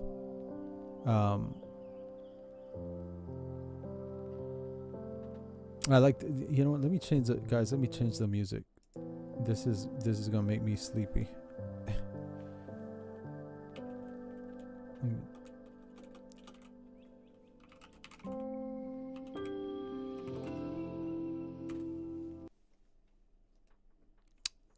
Yeah, let's try this. There we go. Yeah, we'll leave this on. What's up? I can't hear anything. Let me see. How about this? There we go. All right. So let's continue. Yeah, SYY. Oh, I don't know if this is royalty free.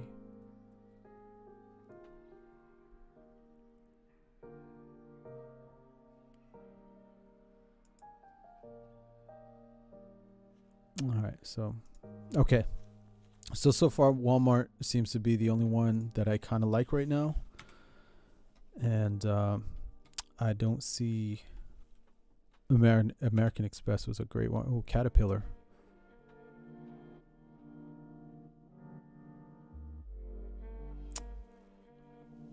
No, I'll skip Caterpillar. CVX.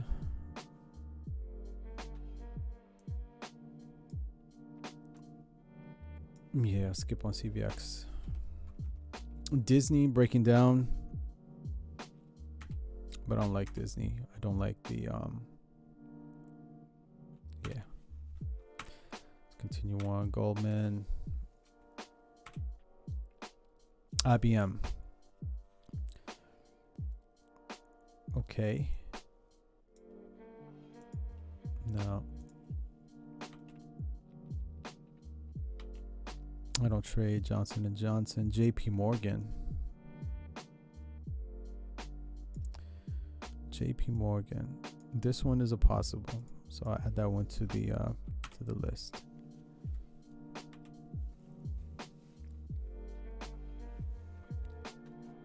McDonald's. I'm already short. Told you guys about that. It's been a wonderful trade. Merck. Don't trade Merck. Nike, I'm already in Nike. QNH, don't trade healthcare. Visa,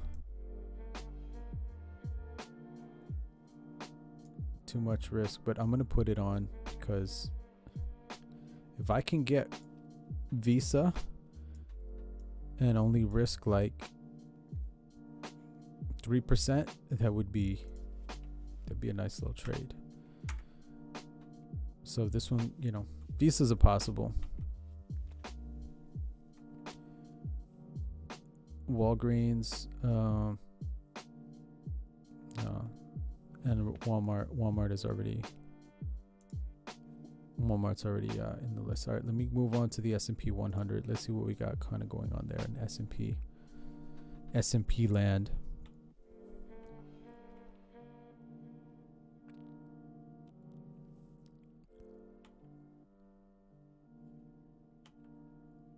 Ooh, AMD. This is nice. Damn, I just, again, I don't like the risk. This one trades 735. This one's too much of too much swings.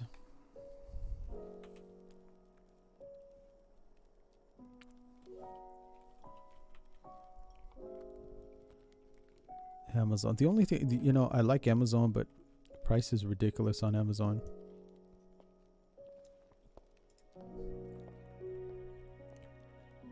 Bank of America, I'm already in that. Best Buy. Let's go on with Best Buy. Yeah, nothing with Best Buy.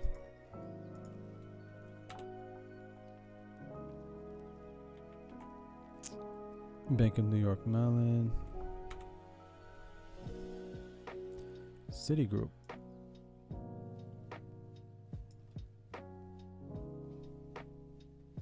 Yeah, not Citigroup. Caterpillar, we already went through that. Capital One already moving. ConocoPhillips, just took a position in Conoco, so I'm good with that one. Guys, let me talk about Conoco. All right, so I took a position today in ConocoPhillips, and I got into COP at 179 on March 7th. Okay, March 7th. That is today's March 8th. Now we're Tuesday, but Monday. That's one of the new positions that I took.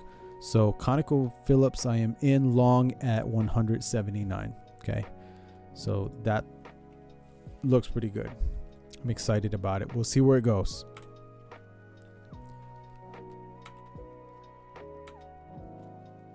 Chevron, again, I mean, I like that. I like it, but you know, too fast, too soon, too stretched. too far beyond the ATR. Disney also, I like this, but I don't know.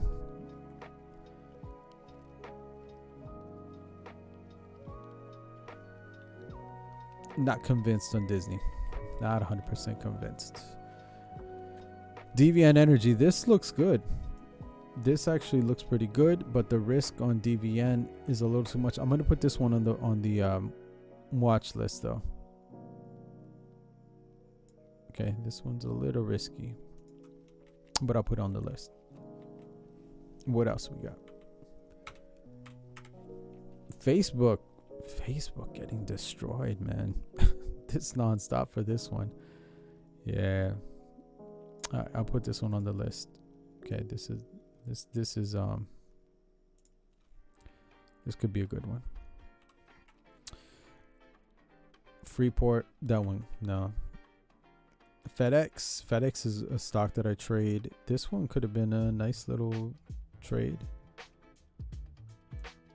Oh, I like this station. I need to remember this. I need to keep this one on the favorites.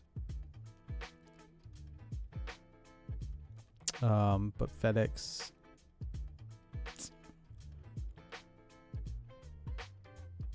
put it on the watch list for a maybe. I'll see how it does tomorrow. GE,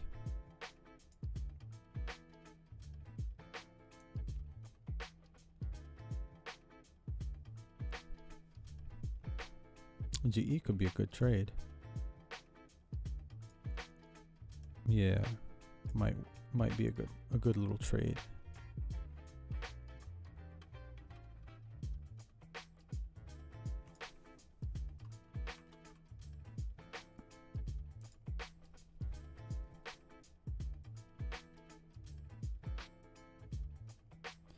Yeah, I mean,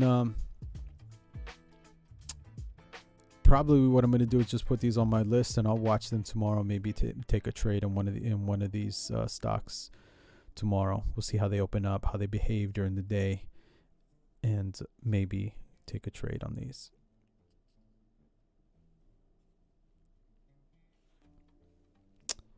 So GE I will put into the list.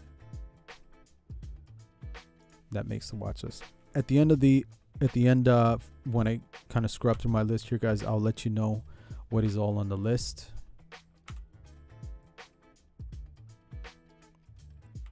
GM looks good, but it's already moving. Halliburton, yeah, two already moving. A lot of stuff. Well, JPM, I already put that in the list. What am I doing? I already put that one there. Lynn, that one put on the list. MasterCard. I mean, man, just too fast, too soon. Marriott, same thing. This is like the same exact pattern. Okay. I mean, yeah, you have the Marriott breaking the 200, and the MasterCard broke it a long time ago, but still, like,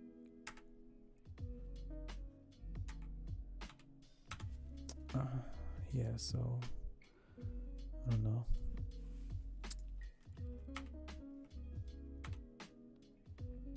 Mondelez, I like this one. Okay, so this one is possible. That one goes on the list. MetLife.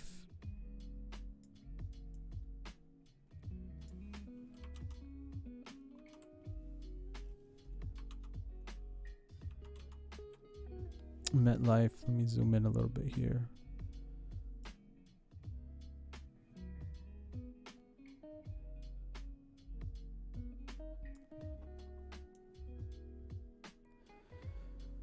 MetLife is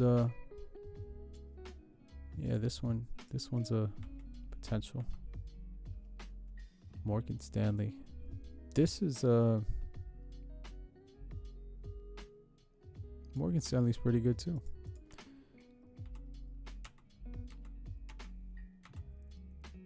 Netflix. Wow. Netflix looks good. Nike, already in that. Norfolk Southern. This looks pretty good. All right, so guys, there's some good looking stocks. I like them. Qualcomm now, not Qualcomm. Too much. Starbucks, already in that. Schlumberger. Ooh, haven't traded Schlumberger in a minute. But yeah, too risky on that. Simon Property. Nah.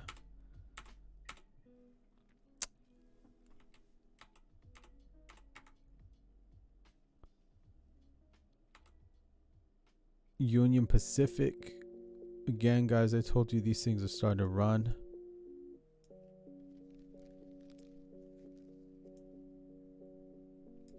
I'm gonna put this one on the list.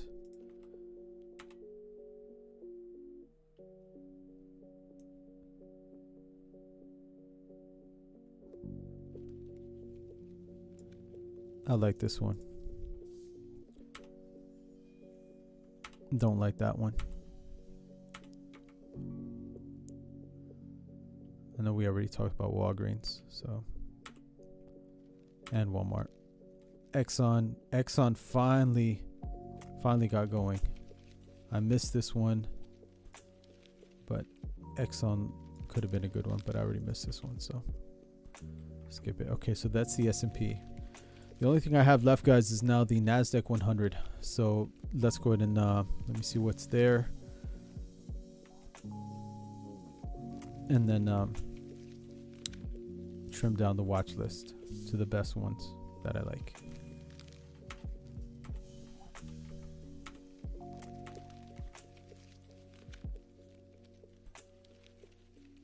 Costco. Already in Costco. Yeah, this one's looking good.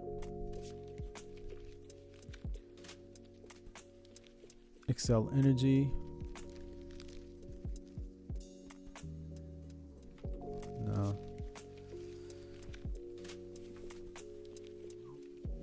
Automatic data processing.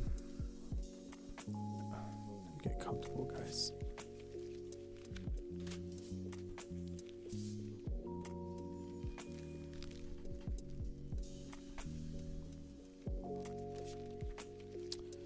Yeah, this one's a maybe, but not right now. I'll give this one a few more weeks, see what ADP does. See if ADP can I don't know, we'll see how it does. Electronic Arts. Paychecks.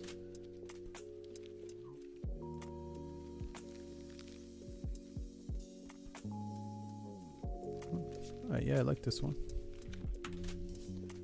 I tell you, I'm seeing a lot more longs than shorts. I mean, a lot of things falling down, but they're so stretched.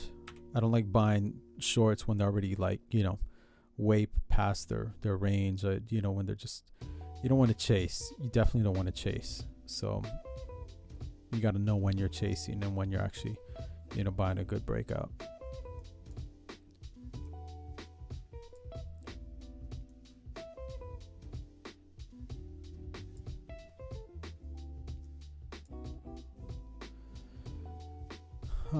This is, you know what, I saw this one earlier. Exelon Corporation, whatever. This one looked pretty good. Utilities, I'll add this one in there. CSX, talked about this one. These are the rails. Yeah, this a little too much, not too crazy about this one. Shout out to Psycho Slickness. How you doing, man? Welcome.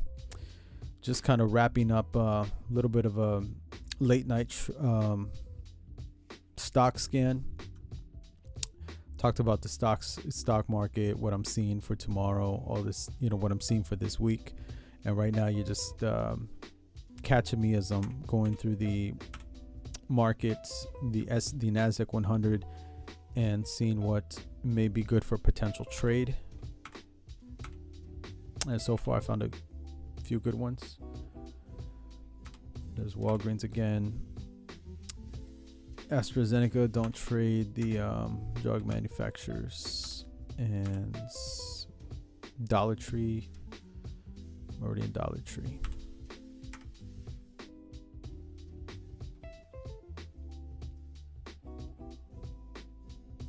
Oh, there's my right. Dollar Tree, Dr. Pepper.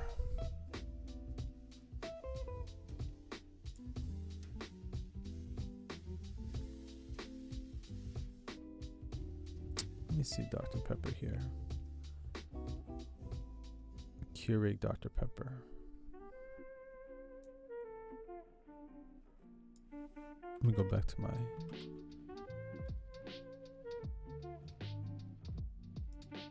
There's my Dollar Tree. I like this one.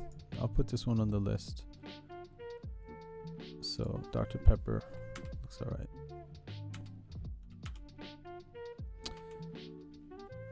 Mondelez. Did I put this one on? Yeah, I did. I already put this one on the list.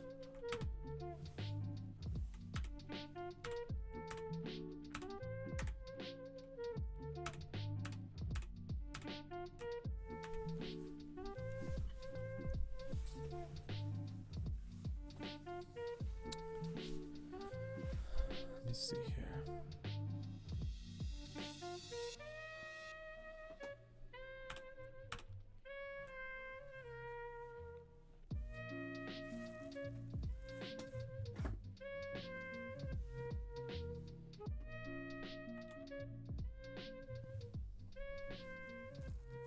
Just this.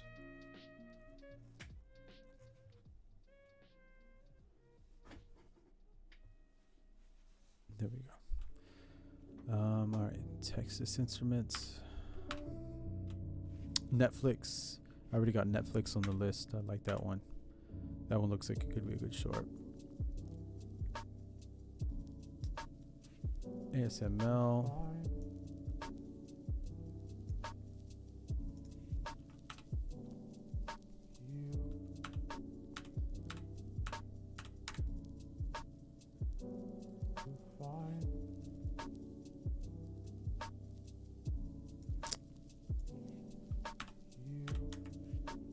Microchip Technology.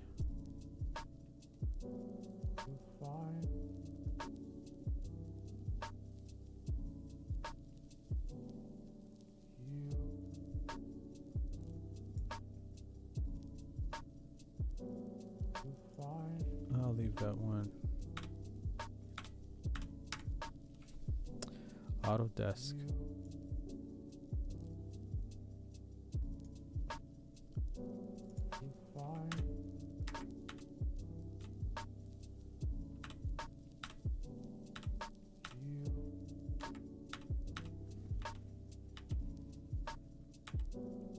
Ross Stores. Oh wow. Yeah, no. Ross look good. AMD. Again, I like AMD, but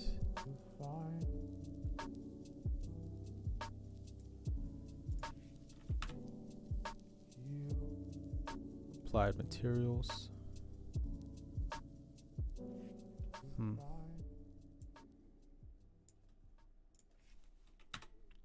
I think I'm pretty much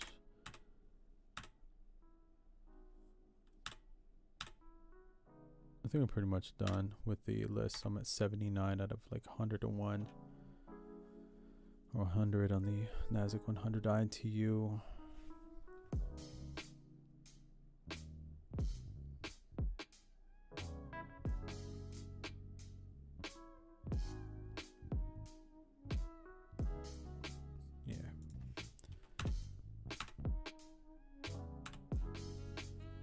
Starbucks, I'm already in that. ALGN or DocuSign.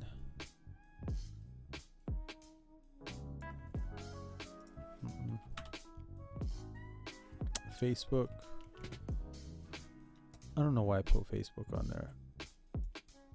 And seems okay, but yeah, I don't know, not 100% sold on this. PayPal breaking down. Nah, I don't like PayPal. Too much already. ADI too much already.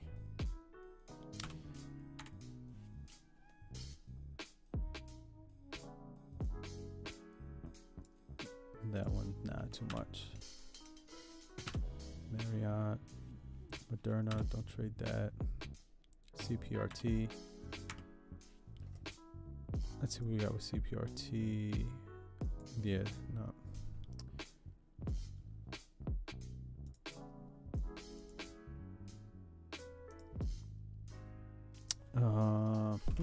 I think that's it, guys. I think I'm pretty much at the end of the list. Qualcomm, I already said no to. Micron, that's already running. Match, same thing. Monster.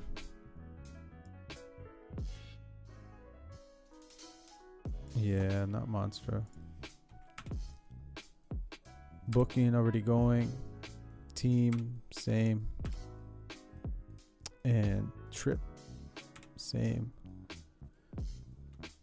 Leaves us with Siri. Brings it back to the number one, right on top of the list, I guess.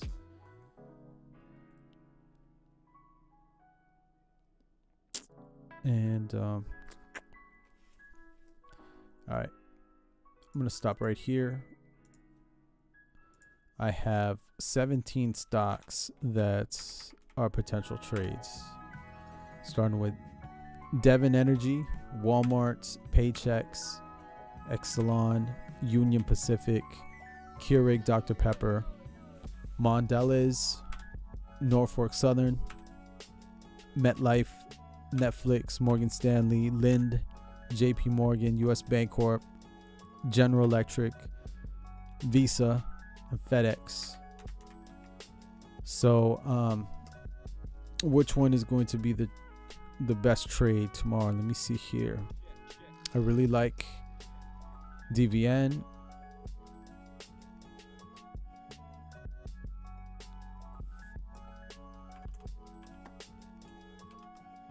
Let me just scan these.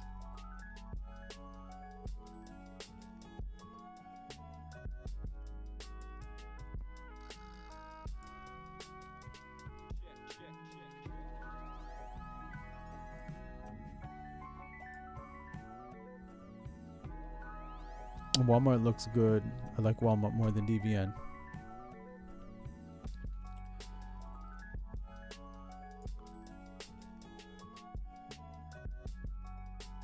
All right, so guys, actually, I think I'm going to just stop right here. Okay. That's, 17 stocks to go through. That's a pretty good amount. So I think what I'm going to do is I'm going to save these for tomorrow morning, see how the market opens up. And come around the afternoon, I'm going to kind of see how these are behaving, see if there's any good entry points on these stocks, and maybe take a trade or two. So I think there's a pretty good amount here. That being said, guys, peace and love. I think I'm good to go. I think we covered so much. Again, thank you for tuning in to the late night stock talk. If you didn't catch the first 10 minutes, do me a favor, rewind it, and again, I just break down the market, what I'm looking at. Okay. I do want to take this and do a raid. Okay, I want to take all of this good energy, positive energy, and give it to somebody who's streaming. So we'll see who's out there. Again, guys, I think, okay, look, I just want to wrap it up real quick by sharing what positions I'm in. That's a big part of my channel. Okay, a big part of it is being very transparent in what I'm in. So I'm going to just run through these one more time again, because I'll probably, end up clipping this out and putting it on my TikTok or Instagram or something like that. Okay, I need to get better at my posting, guys. So let's just kick off the list again, and then we'll raid over to somebody's room again, guys. I am long. Hold on. Okay, gotta see this. All right, guys. So again, I'm short on Accenture at Accenture at 320.12. Okay. I am long ADM, which is Archer Daniels, at 80.25. I am short on Bank of America at 45.31. I am long on CF Industries at 84.38. Long on CL Colgate at, I'm sorry, not long. I'm short on CL at 77.87. ConocoPhillips long at 179. Costco long at 532.50. Dollar Tree long at 143. Goldman Sachs short at 328.41. McDonald's short at 252.19. Nike short 138.42. Long on Rollins at 32.38. Starbucks short 93.48. Travelers long 173.27. Tellus Corporation long 25.58. VTR Ventas long 53.96. And Williams long 31.93. Those are my positions for today. The trading session was for Monday, March 7th. All right. We'll kick off the week. And again, we'll see how these do. So far, everything's pretty much smooth sailing. The things that I had, Avgo, that was one of the stocks that I got into and got stopped out of. So again, guys, I just take small losses. I don't want to take big losses. And I really want to kind of let my winners ride and add to them and take profits on them. So that's all the positions right now. And we'll see how they go in the week. Catch me on Friday, guys. I'll be trading here live at 3 o'clock for the final hour of trading for the close of the week. And again, we'll run through the positions. We'll see where they're at, and I'll fill you in. And again, I have a watch list here that I put together, so I'll probably be taking a trade tomorrow, seeing one of these 17 positions. We'll see what works good, and I will let you guys know. Peace and love, guys. Thank you so much. Let me give a shout out to you guys, because again, I would not be able to stream if you guys didn't make the stream happen. So I want to give a big shout out to you guys and everybody who's came into the room. Some of you may be bots, but you still get a shout out. What the heck, right? Okay, so shout out to another TV viewer, which I think that is a bot, always in the room, but whatever. Shout out to Black Heroes Everywhere. Shout out to Cali Gem, Commander Root, the bot, Dom 6240. Shout out to Eats. I'll just say Eats. Shout out to Eats. Shout out to Albret Tweets. Shout out to M Spar. What's up, M? See you, man. Thank you for coming in. Shout out to Erica FMBR. Shout out to Fixsticks. Shout out to I Can't Control It. Shout out to Jerry B. Jerry, good to have you, man. I'm glad you came in the room and checked it out. Hopefully you liked it. You learned a thing or two. And hopefully I'll see you back on Friday for the next stream. By the way, Jerry, if you can, follow me on my YouTube page, okay? Trying to build that up. Actually, not just Jerry, all of you guys in the room, try to follow me if you can on my YouTube. Really got to build it up. Going to be posting more on there during the week once I finally actually just kind of do it. I've been saying that for a while, but it will happen, guys. Okay, shout out to LaKaylee, shout out to Nerdy Dreams, P Stash. What's up, P? Thank you for coming in, man. Always appreciate you guys. Psycho Slickness, and for the new follow on Psycho Slickness. Sticks. Shout out to Tina Riff. Shout out to Underworld Naeed. Shout out to Vera Finn, Viewer of Earl, Wars of the Trek Gate Star, Your Fault, and YVP 205. Guys, appreciate you all. Thank you for being here, making the channel what it is. Hopefully I was able to kind of help you guys out. I don't know, give you some gems. Like I said, the first 20 minutes was just me kind of telling you what the market was. So if you missed that, guys, you could, rewind the archive, go on YouTube, check out the video there. And, that's my take for the market. So you can see, what I'm looking at. And again, I hope it can kind of keep you give you a little bit of a map as far as what's going on in these markets. And there we have it, guys. That is it. We are done. So let's go ahead and raid somebody. Who do we got? Who do we got? Who's live? Let me see here. Stocks and bonds is a pretty right now it's pretty quiet. Okay, 1 a.m. It's quiet, so I don't see anyone here that's awake. Okay, they may be just charts. So let's see what else we got. Okay, I want to take this somewhere. Let me see here. Let's see who's in crypto. Should we go with crypto? Yeah, crypto's always fun. If we can find somebody who's like a real person who's doing their thing, and not just some kind of a chart of just like charts or whatever. I don't really see anybody, guys. So I think what I'm going to do is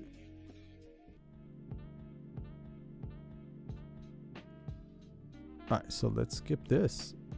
Let's go in. Let's see what else is there. I'm going to find somebody, guys. I'm going to find somebody that is looks like they would be good, fun, enjoyable, like an enjoyable stream, entertaining stream.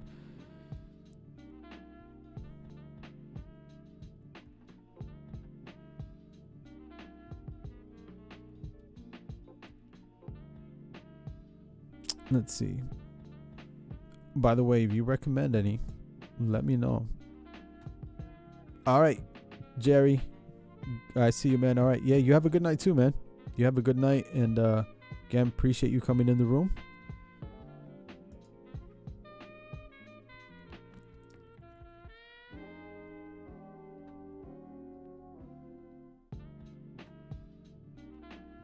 Who looks like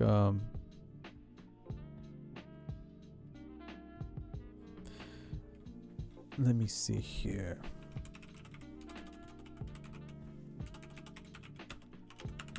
Let's see if anyone is streaming on.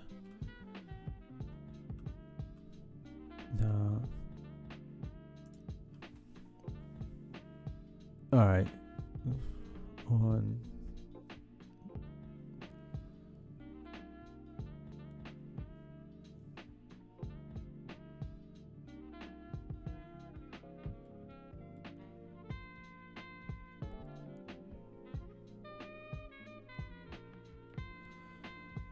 Huh.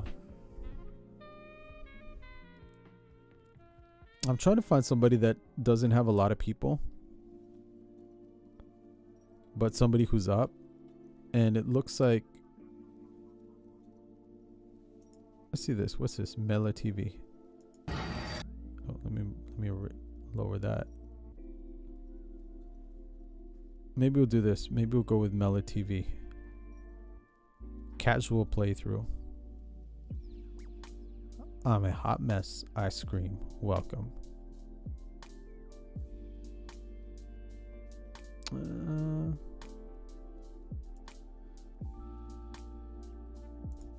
Let's continue on. This is a really chill station, by the way, guys. I have to say, usually I'm kind of like, switching the radio station a few times, but this one seems to be pretty good. I'm really liking what they're playing.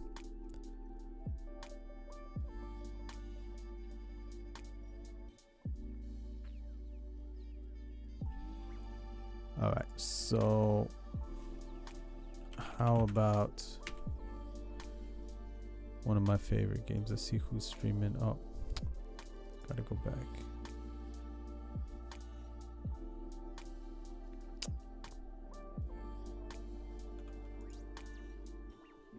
No one streaming on one of my I wouldn't say it's a favorite game, but was a fun one.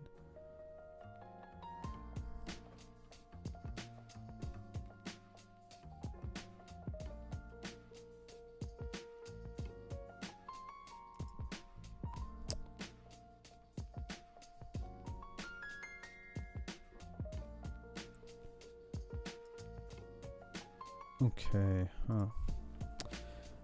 I'm gonna find somebody, guys. I'm gonna find someone. I like finding you know, people don't kind of expect it. Well, I guess nobody really expects it, right? You don't expect it, right? But when you go, you know, when you find somebody who's just kind of starting with a few viewers, that's always a nice treat, you know what I mean? And I appreciated that when people did that to me, so I try to kind of like pass that over. I try to pass it over. So maybe I will let's see who's just chatting. Let's do that, because obviously we're just chatting. We're gonna, you know, gonna be able to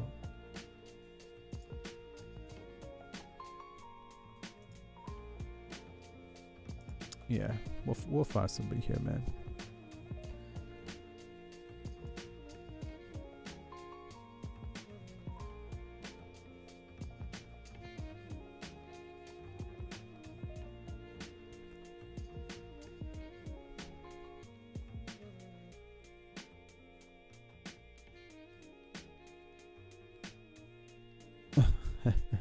Some of these channels, man, they're crazy.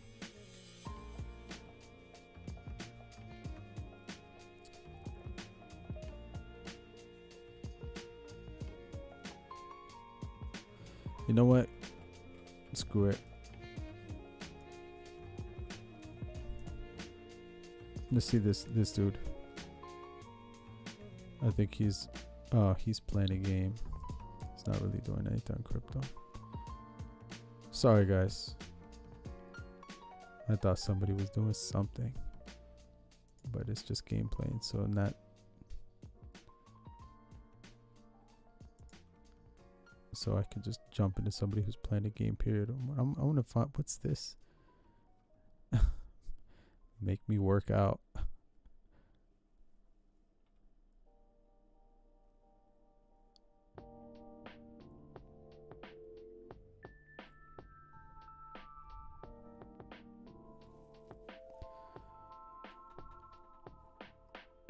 Let's do English and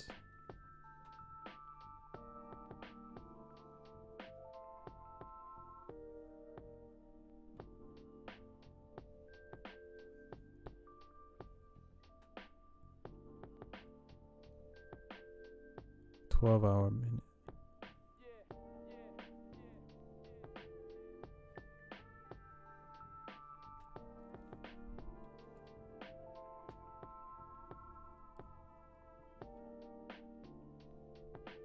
I may just have to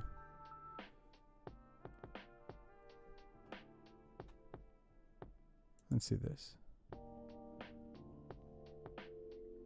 No, your hair's because it's red. But it's black. What are you talking about? Why? I think you're colorblind. I know. I don't believe. Oh man.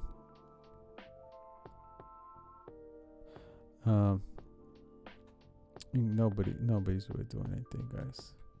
I don't want to go to some weird channel. It seems to be like that's pretty much all that is going on. Nobody's in stocks and bonds. So anyways, let's just end it right here, guys. Let's just end it right here, because it looks like everybody's kind of just doing nonsense or whatever. Peace and love, guys. I will catch you on the next stream. Okay, the next stream is going to be on Friday, and I will be trading at 3 o'clock for the final hour. So if you can catch me then, would love to have you in the room, and I'll see you then. And there's my peace, guys. Peace and love.